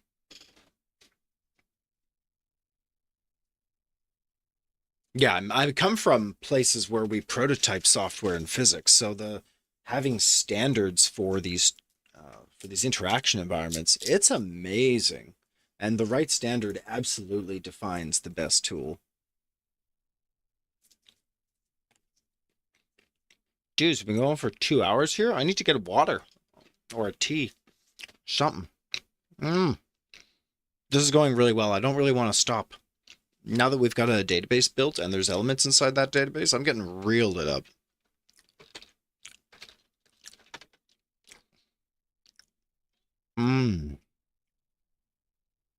I'm just curious to look at the database now.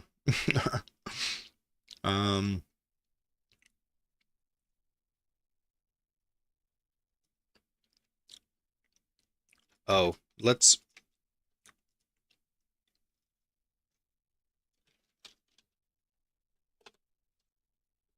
make sure that PyCache is not being committed to Git.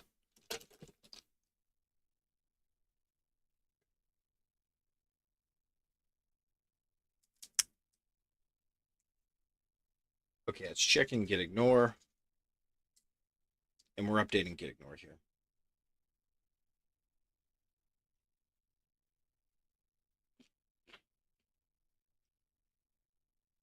If you have any PyCache directories already committed, I can remove them from Git with this.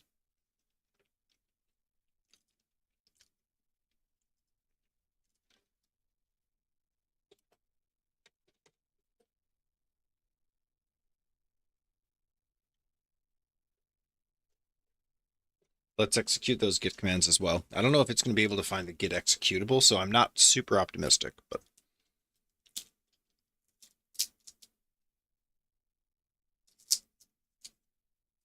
yep, that's right.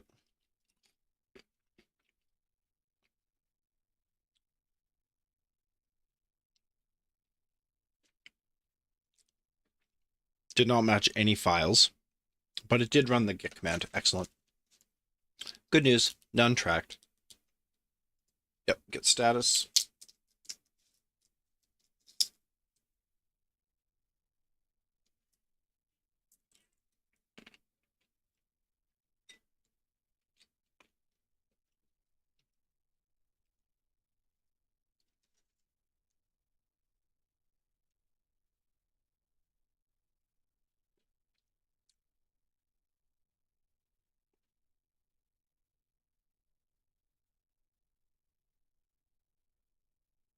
Yep, there we go. Make a commitment. There we go. Removing the PyCache. Boy, that caught me by surprise, but the chat companion, boy, it really pulls you out of the muck.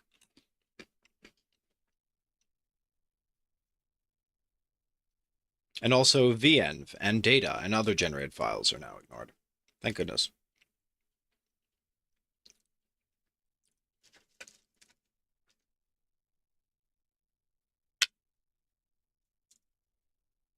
Dude, great work, Copilot. What else is inside here?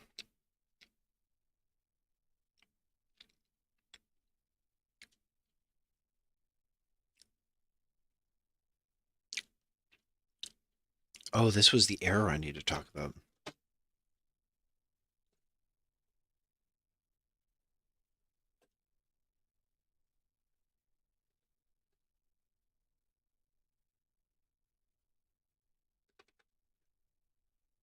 Can I just do it here? Show the code actions. Explain. Whoa, explain the error.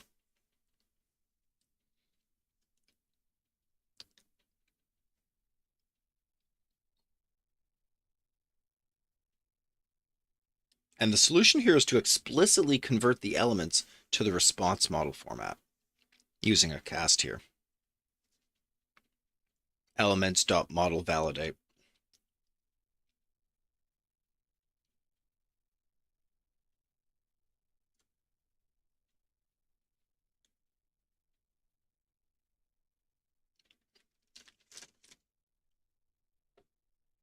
If our element response is configured with from attributes equals true,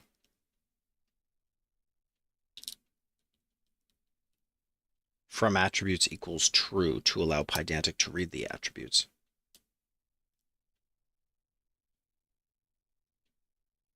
I think we just explicitly cast this, right?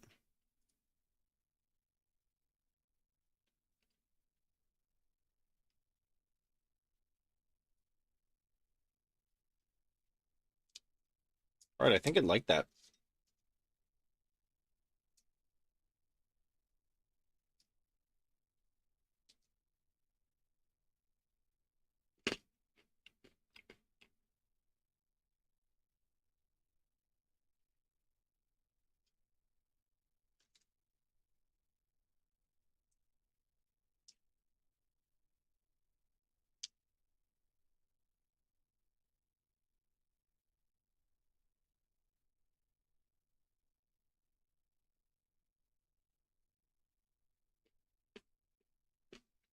Okay, looking great here. So we've got our API, the CRUD endpoints. We've got the core, which contains configuration and database migration setup. And we set up our models for element and base in SQL Alchemy and Pydantic, and we set up our schemas in Pydantic.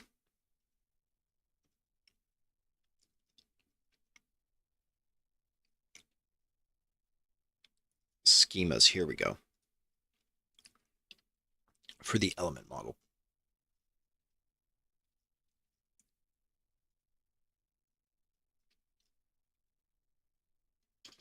So models is database models, schemas is API schemas.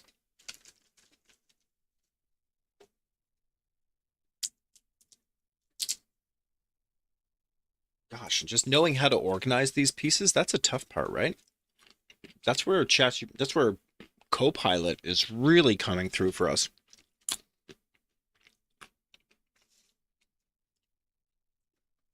You have to know how these tools work to know how to structure the storage as well, if you think about it, because you want to have a models directory and you want to have a schemas directory. And that's only because you have a model in the database and you have a schema through the API. A lot to wrap my head around here. A lot to wrap my head around. How about a little tune?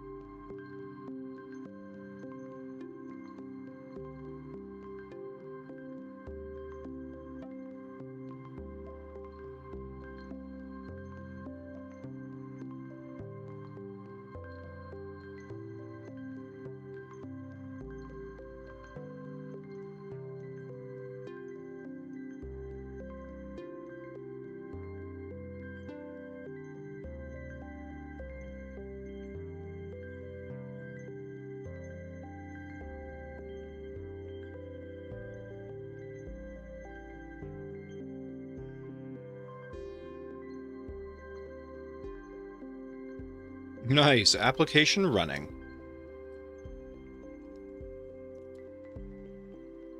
Working. Stream Companion API version 0.1.0. Status running.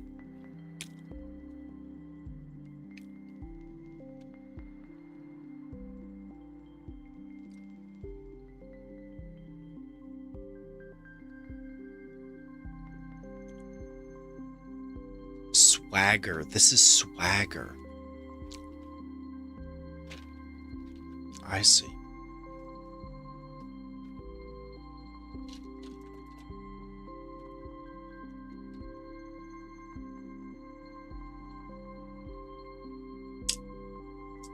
Fast API includes Swagger automatically. You're joking. I never had to learn Swagger directly. You're joking. You're joking. People used to love this stuff.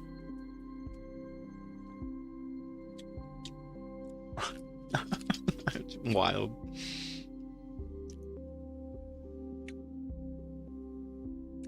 So Fast API is automatically generating a Swagger Open API specification from my roots.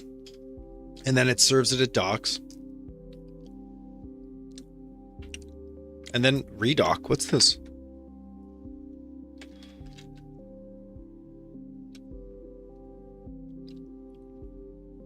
Whoa. Whoa.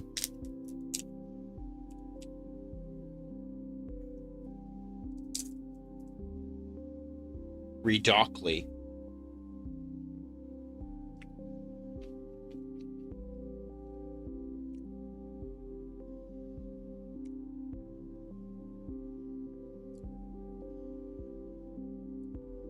Wow.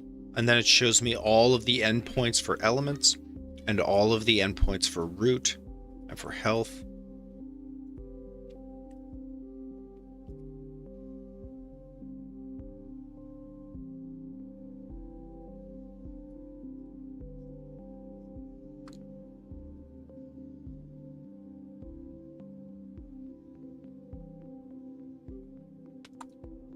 And then it tells me what I get in response. Successful responses or validation errors. Wow.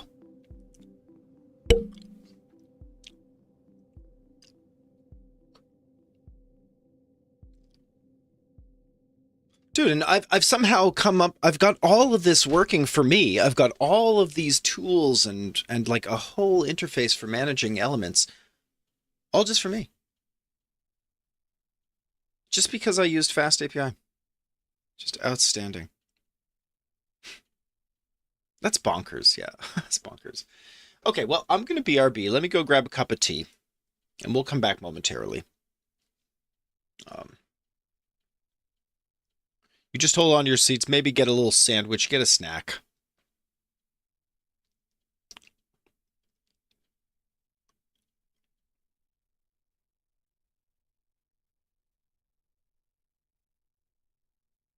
I can't believe how good this is.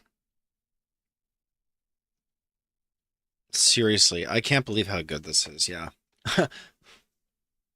All right, we'll be right back.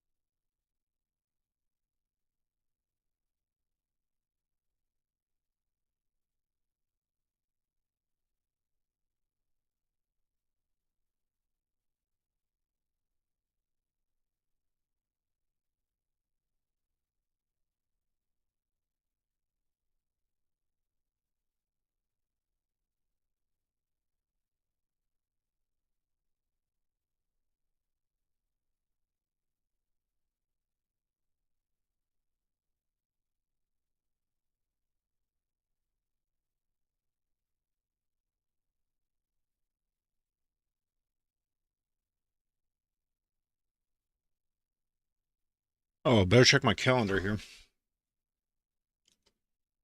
The work calendar. Make sure I'm not going overtime here.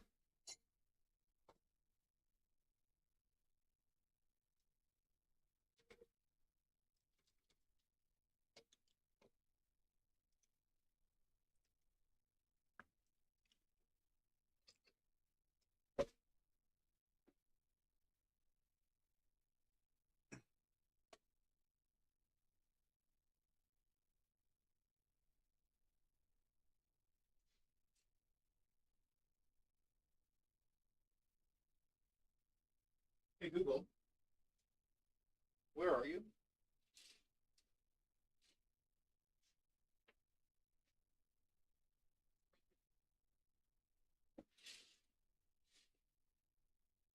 Yeah, where?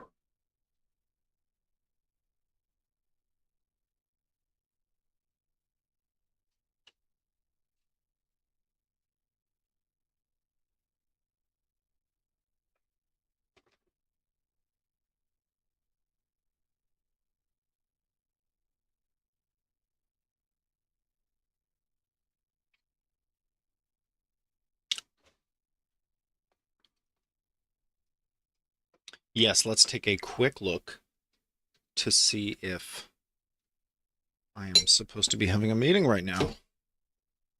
I should be booked off.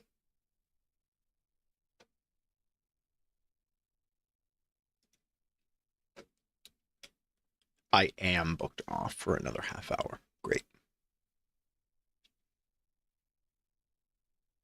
Great, let's keep going just a little bit more.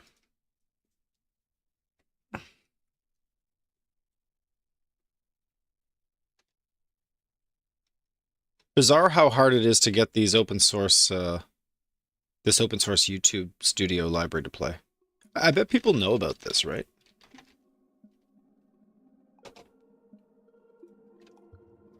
Let's just ask the broader internet.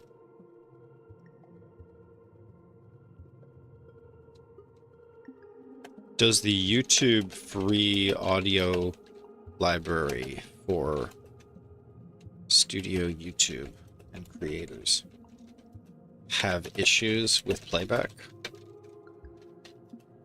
Pausing.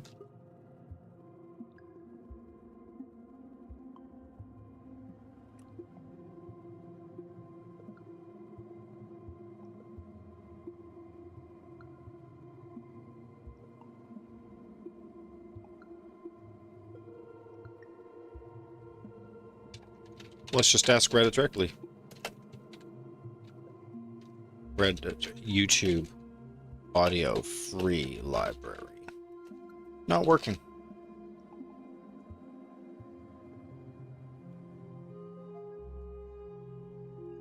Nope, not available at this time. Not that issue.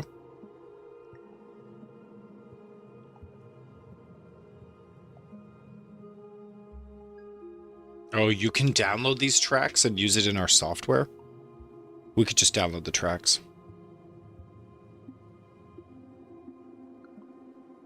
Grifters found a way to take certain YouTube licensed tracks in the library and actually claim revenue on them by uploading similar versions of the song that Content ID would match instead of it matching to the YouTube audio library. Ugh.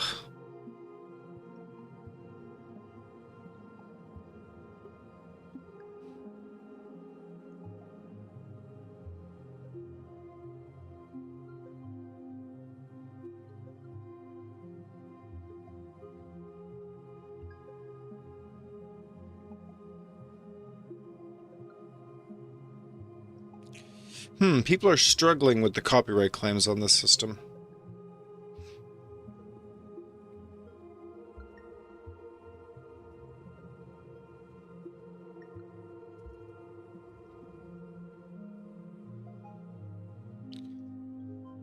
Yeah, I get, but what I was speaking about, people don't even know that. I guess no one's really using the library. That's what it tells you. Like, if I keep this library up here on the left, or on the right, does that keep playing?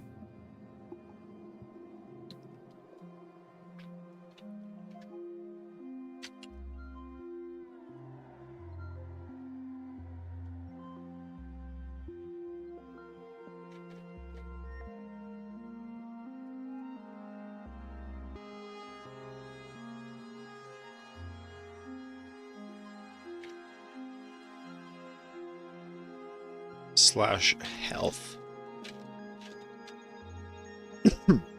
Health, okay. So we went to root, we went to health. And now you can create element and delete elements and manage elements using CRUD. Thanks, Fast API. Hey, so. Whoa, and you can just disable Swagger by setting the redoc URL to none. Sick.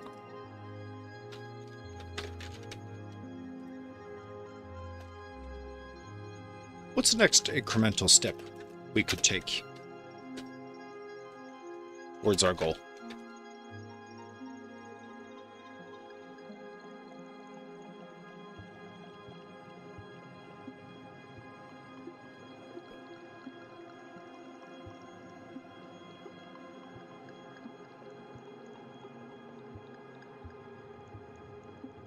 Updating overlay visibility instantly with WebSocket, triggering animations with WebSocket, syncing state between control panel and overlay.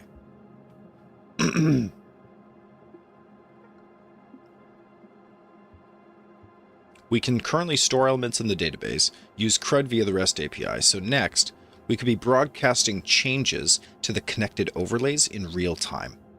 Small testable increment, we'll add a WebSocket endpoint at /webs. Then the connection manager will develop to track the clients. And then some simple message broadcasting, element visibility changes, that's all. And then we'll test with a basic HTML overlay client, which enables the full workflow. Update the database, WebSocket, overlay browser source.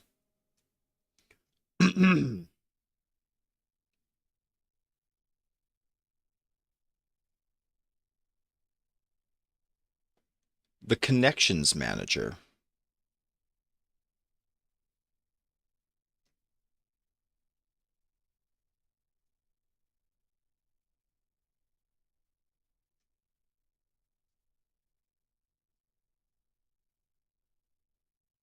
Alternatively, we could go with the composition route and develop our composition model, or develop a media upload endpoint so that we can upload images and videos to media. Or an actions endpoint, element actions endpoint.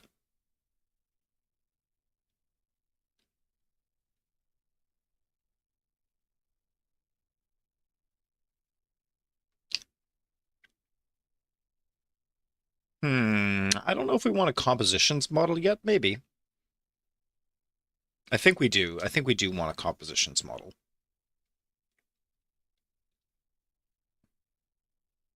But I think a media upload endpoint would be even easier, right?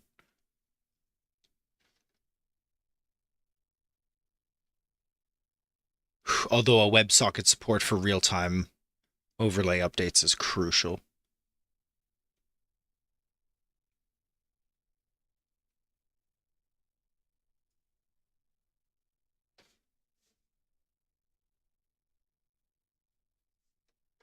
Yes, let's implement the WebSocket support.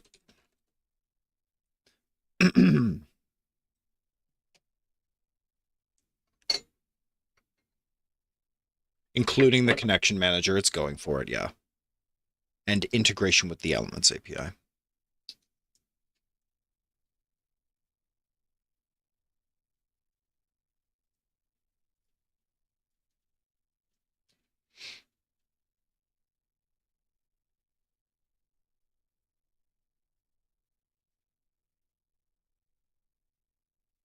Okay, connection manager. From typing, fast API, import WebSocket. And logging. Supports multiple connection groups, overlays versus control panels for targeted message delivery. Connect, and you specify your group. It's very much pub sub, right? You're subscribing to the changes that happen. This is nearly identical to the original implementation in my 2017 version of the software. I wish I had had the wherewithal to know these. I mean, I think a lot of this Python support didn't exist. Certainly not fast API, but this is beautiful. The way we can group into threads, so to speak, or groups. Totally asynchronous. Client connected to group, number of group connections, self.active connections. Disconnect, self.activeconnections.group.discard. Client disconnected. Wow, and this WebSocket handling, it's just so smooth. Look at that. Whoa, the AI is going ham.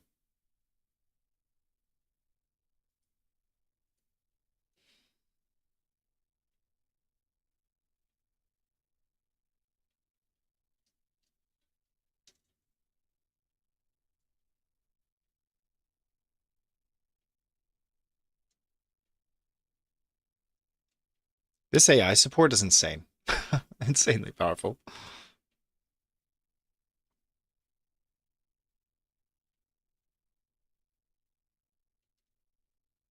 So first it created WebSocket.py. So that provides support for connecting, disconnecting, sending a personal message, send a personal message to a particular WebSocket, or broadcast across all WebSockets on a certain condition.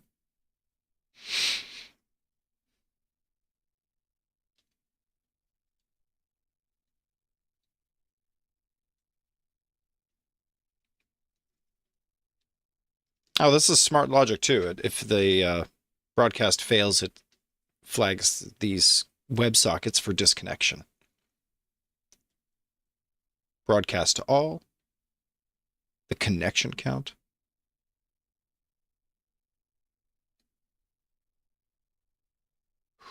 Bit of an issue here, though. We're gonna keep everything here. And then it wrote WebSocket.py inside of the API. So where was this first one? This was inside of core.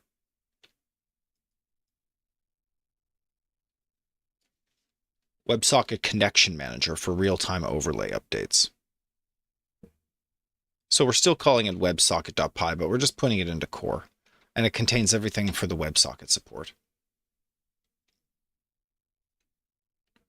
Then we create WebSocket.py, an endpoint, as part of Fast API. With the endpoint /ws. This gets its own file inside of API. And what else is inside of API? Elements is inside of API. How does Elements start up? You add the API router, and then you start attaching decorators to the router for endpoints. Man, it is so easy to do this.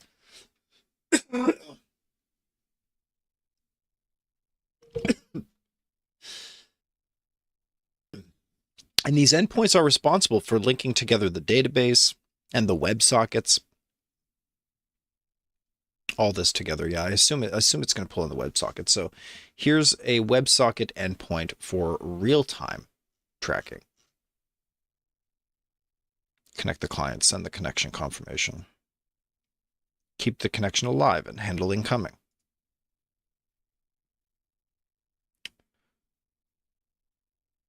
And some error handling. Okay, that could be good. Who knows? Here is a test overlay looking good.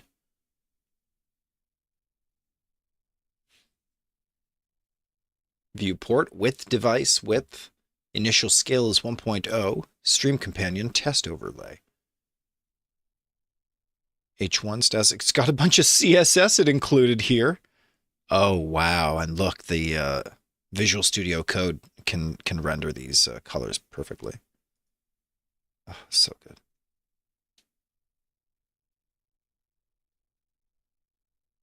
Message received, message sent, controls, button behavior. Class container, here we go, span strong. Script, let the WebSocket equal null. And when do we connect to the server here? Add message, update status, connect. There it is, localhost 8002. This is absolutely a test overlay. And then it opens up the WebSocket and it displays some messages, yeah? Okay, we're keeping the test page. That's a lot of code that was just developed in that test. Awesome.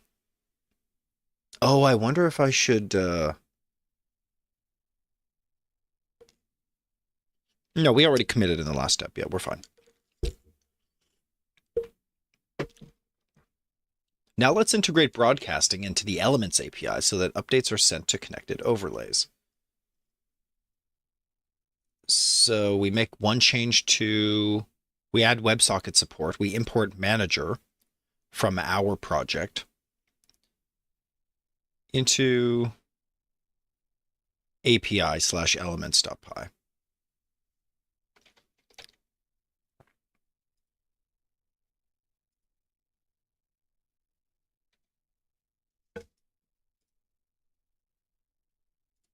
Check. And then we open up the update element component. And we broadcast an element update to all overlay clients. So instead of just the previous, we updated the previous version of update element to include this manager broadcast at the end. So it refreshes the element when it gets it, and then it sits and it waits for a broadcast. That's like literally perfect, right?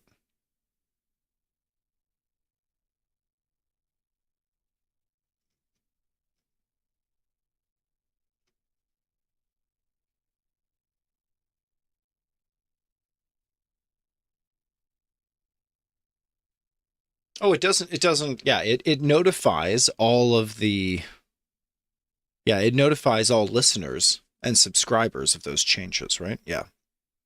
Keep it. And same for deletion, notify of deletion. So it's going to be every single, every single one of these endpoints. Action, create, type, element update.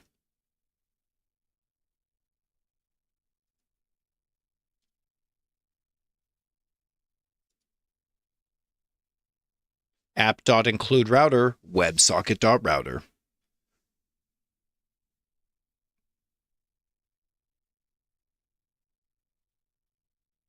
Yeah, it's interesting we've put elements.router at /API. Does WebSocket.router get a prefix here?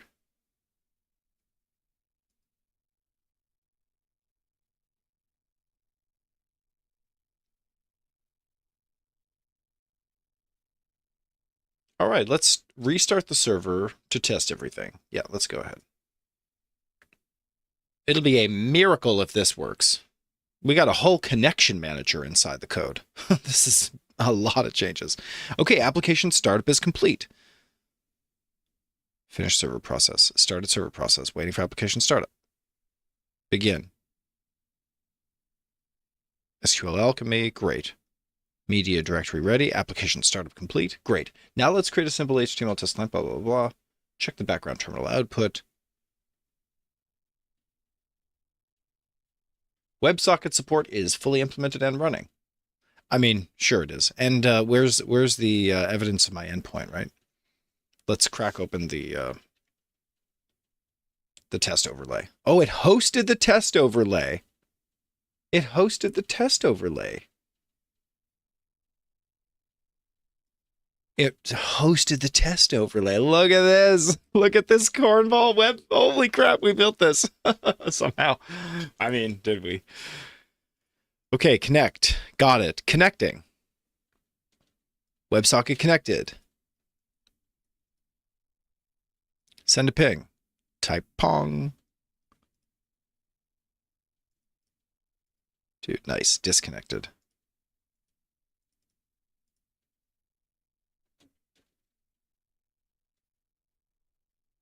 Okay, let's check the API docs. And let's see here. /docs elements. / is root and health. So there's nothing new here in the docs. even though we added a WebSocket endpoint. And same with Redoc. Redoc didn't get anything new either.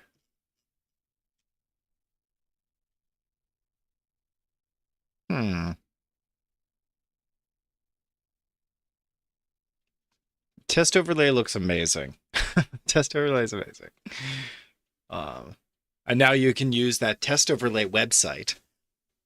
Oh, it's so good. So good. Even the background is so good on this.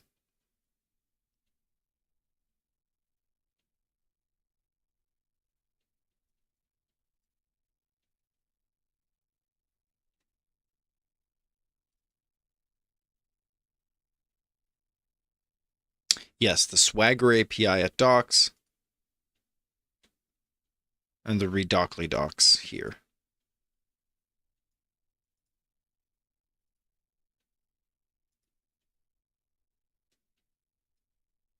Create, update, and delete elements. Watch the overlay receive real-time updates. Okay, so if I've got my overlay here,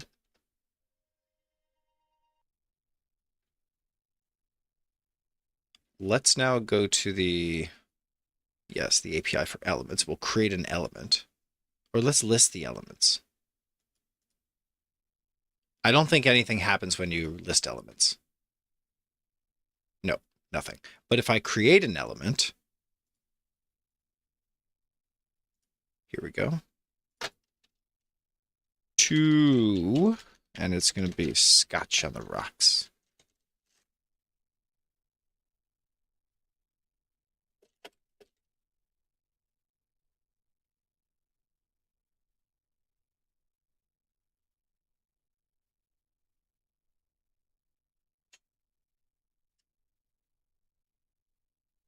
Okay, see, we added an element there, but our stream companion test overlay didn't get the update on create.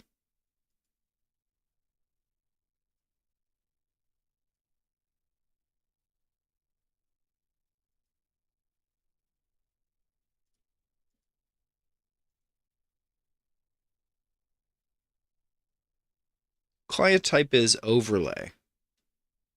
So am I sending messages to overlay?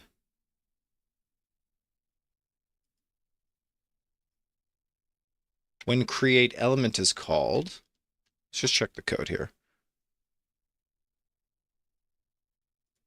Let's just ask the agent here. Test overlay receives in API docs, post a new element. I didn't receive anything.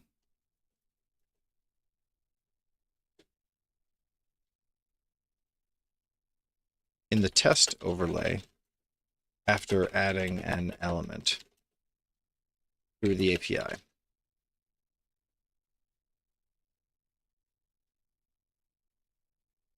Okay, it's going to do a little debugging.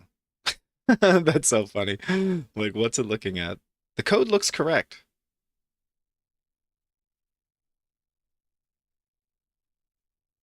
Is the element type field causing special serialization issues? Let me add some debugging logging to fix a potential serialization issue with the enum.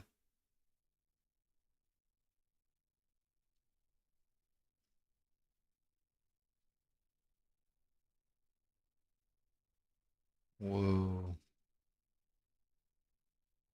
Added mode equals JSON. Ensures enums are serialized as strings. To debug, check the browser console and test overlay. Are you seeing connection messages? Check the server logs. Do you see broadcasting element?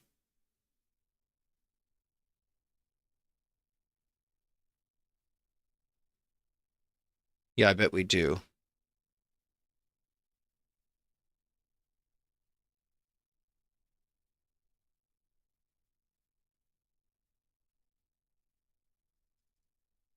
Okay, we're getting inserts. Excellent. Insert into elements.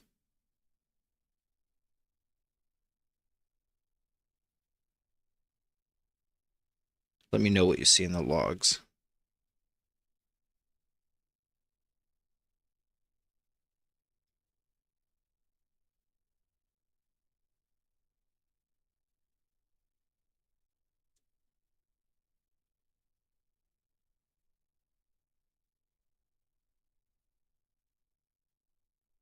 Okay, let's just give it all of this. Broadcasting to client.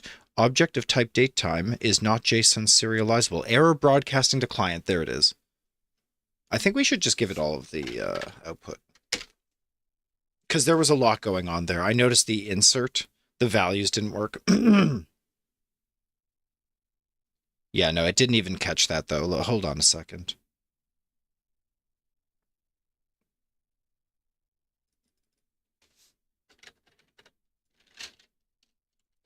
Let's take a step back and look at this line.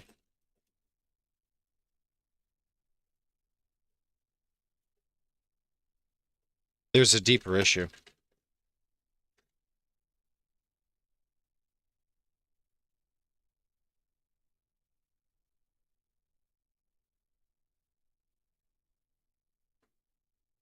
Wait, what?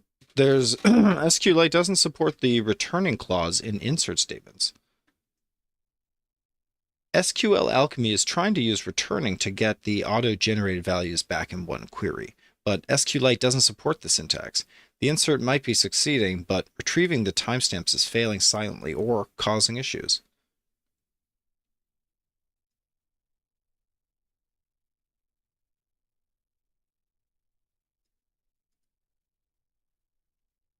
Checking the database config. Actually, wait, looking at the log again more carefully. The inserts actually succeeded. There is a commit, and then SQL Alchemy did a select to refresh the elements. So SQLite's returning support via AIO SQLite is working. Hell yeah. The real issue is still the datetime serialization. The insert worked, the refresh worked, but when you tried to broadcast, the datetime objects couldn't be serialized to JSON.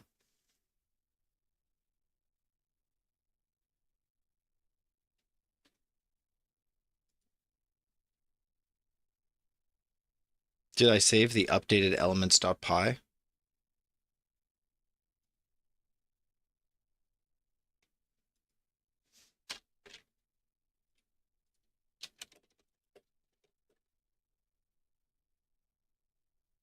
I did not update elements.py yet. Could we apply that change now? Let's go for it.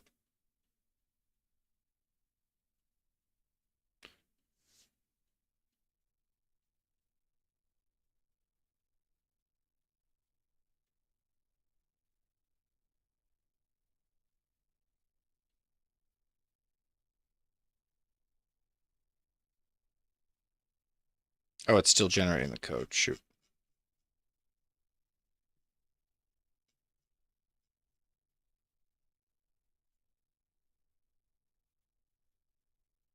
Changed .model dump to .model dump mode equals JSON in all three broadcast calls. There we go. Maybe that'll fix it. Let's give that a whirl.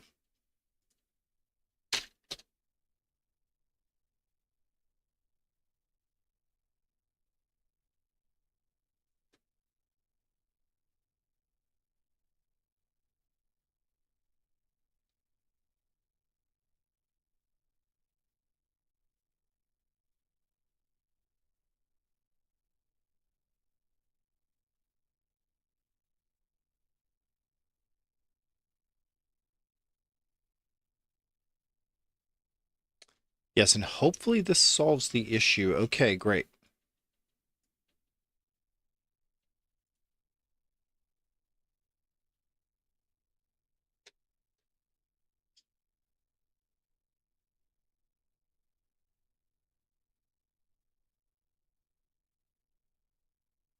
Okay, server should auto reload now. Great.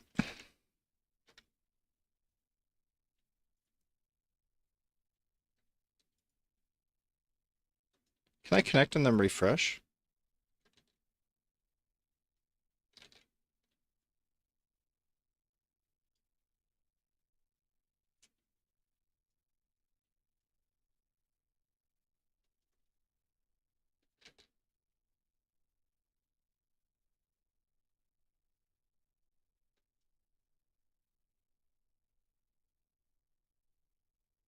Okay, great. Looking good. Now let's do a little bit of manipulation on our side.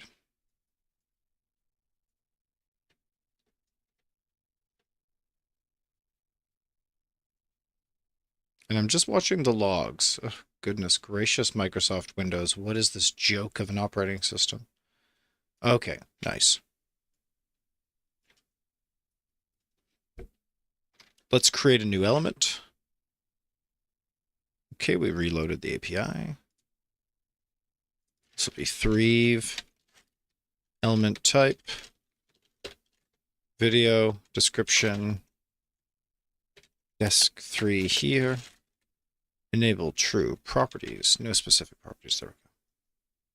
Execute. Okay, we got it. Element created. Thrive. Oh my goodness. I can't believe this is working. Oh my goodness.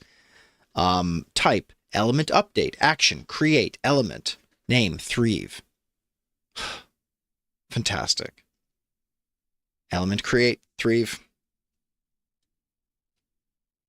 This is amazing. And now, what about something else like update an element, for example? Element with ID. Let's see. Did we get the ID 4?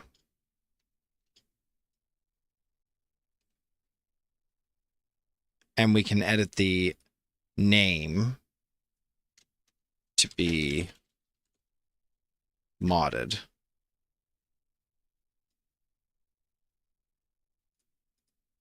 Got it. Modded. Element update. And now if I list all of the items,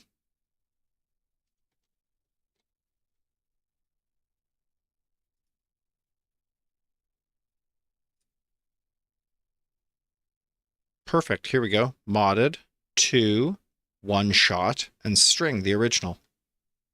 Database grows strong. Oh, that's so cool. And as you develop in this mode, your database, it grows. You do get extra data to work with as you continue to develop. Super cool.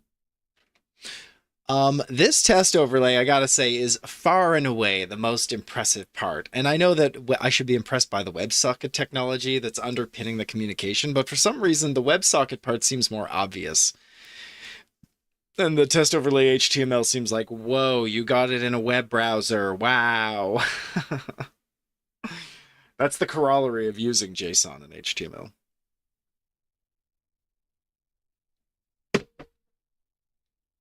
Wow.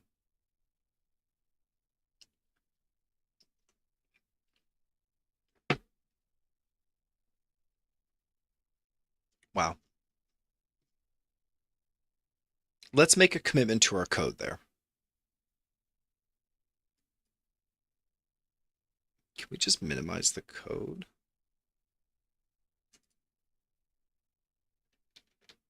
Yes, we can minimize that. Okay, let's take a look here. What has been modified? Whoa. Lib, venv. No, I don't want to see venv. I don't want to see VS Code. Where's get ignore? Are we removing dev? No, let's not remove dev. Or should we remove dev? Yeah, maybe.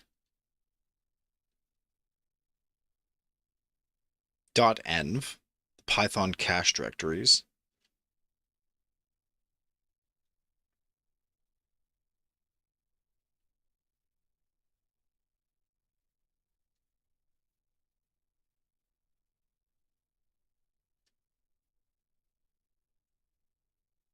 All the virtual environments, excellent.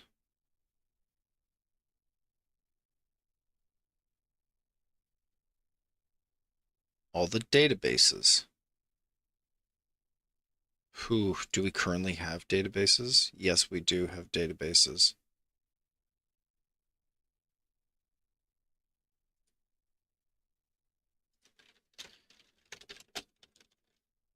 Let's remove streamcompanion.db from previous git commits.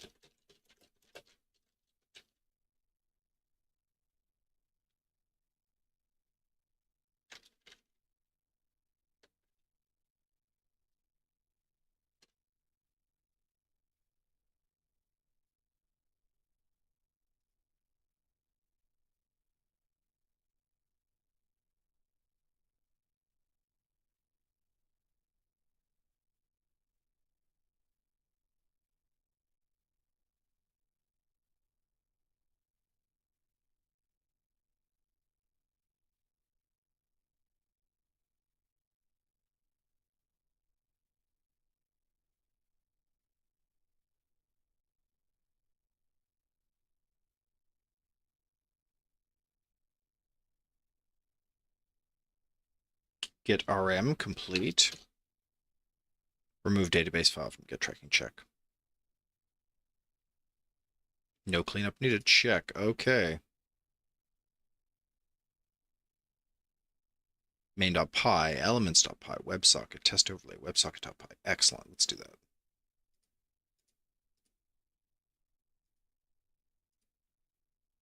Generate a message, implement WebSocket support for real-time overlay updates, and add test overlay HTML. Commit and push. The following file has unsafe changes and won't be included. .git ignore. Save all and commit the changes. Excellent.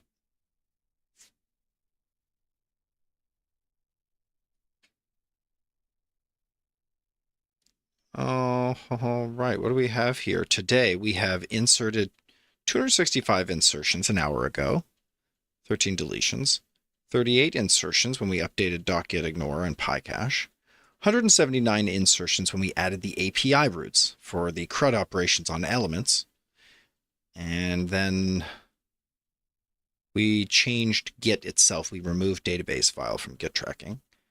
And then we implemented WebSocket support for real-time overlay updates and test overlay HTML with 500 insertions and 1 deletion. What was the 1 deletion? So funny. It's not easy to see the 1 deletion yet, to be honest.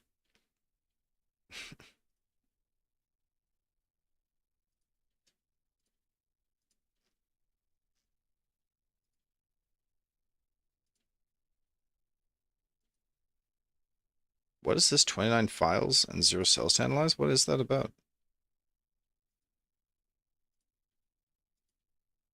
Source, Pylance.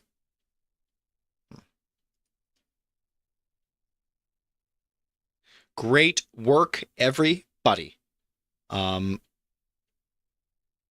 call this an absolute victory today. I'm going to close this out. Let's go take a look at our...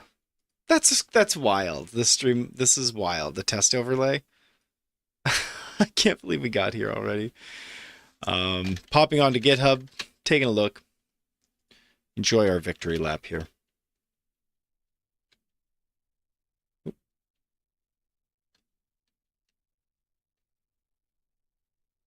Oh, we've got some crap to remove here in the tree as well still. We've got the overlay concept and things.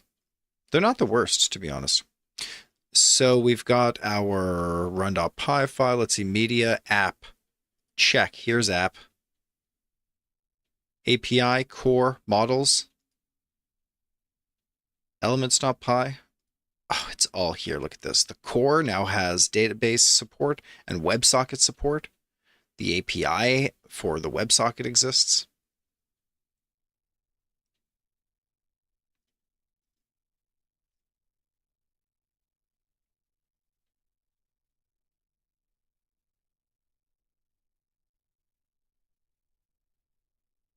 Yeah, it's a full client manager here.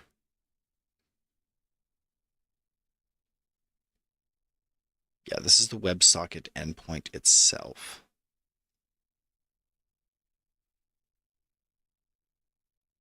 Connection confirmed, element deleted,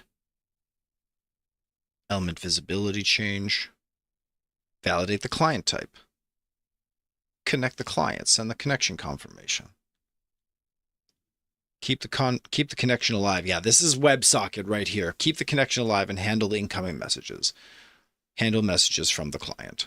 And this must be totally asynchronous, right? Yeah, WebSocket endpoint. Fantastic.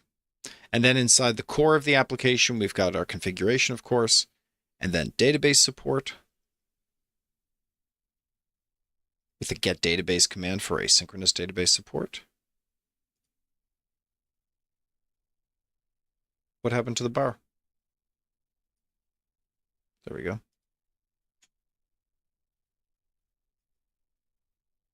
How do I hold the bar here?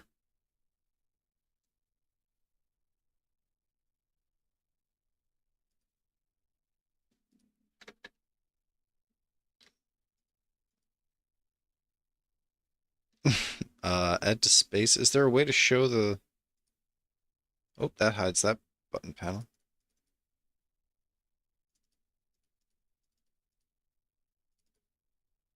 I don't get it. There used to be a sidebar, right? Indeed.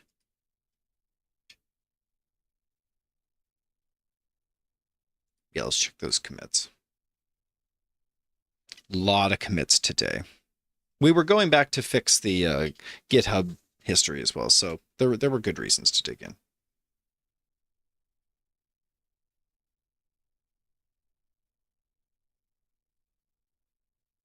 Update, git, ignore, and remove PyCache, add API routes for the CRUD operations, and implemented WebSocket support for real-time overlay updates. I can't believe this worked. So now we're going to be very rapidly developing into the space that we need this practically. I mean, we might even have elements appearing, disappearing, maybe music playing very quickly. Next on the roadmap, I think we should add the media support so that we can upload files. And that way we can incorporate those files into the compositions that we make for our show. Wow, that's wild. Well done, everybody. Needless to say, that test on the music, that failed again. YouTube just does not want to play music for us. Is what it is. Is what it is. I won't take it personally, I promise.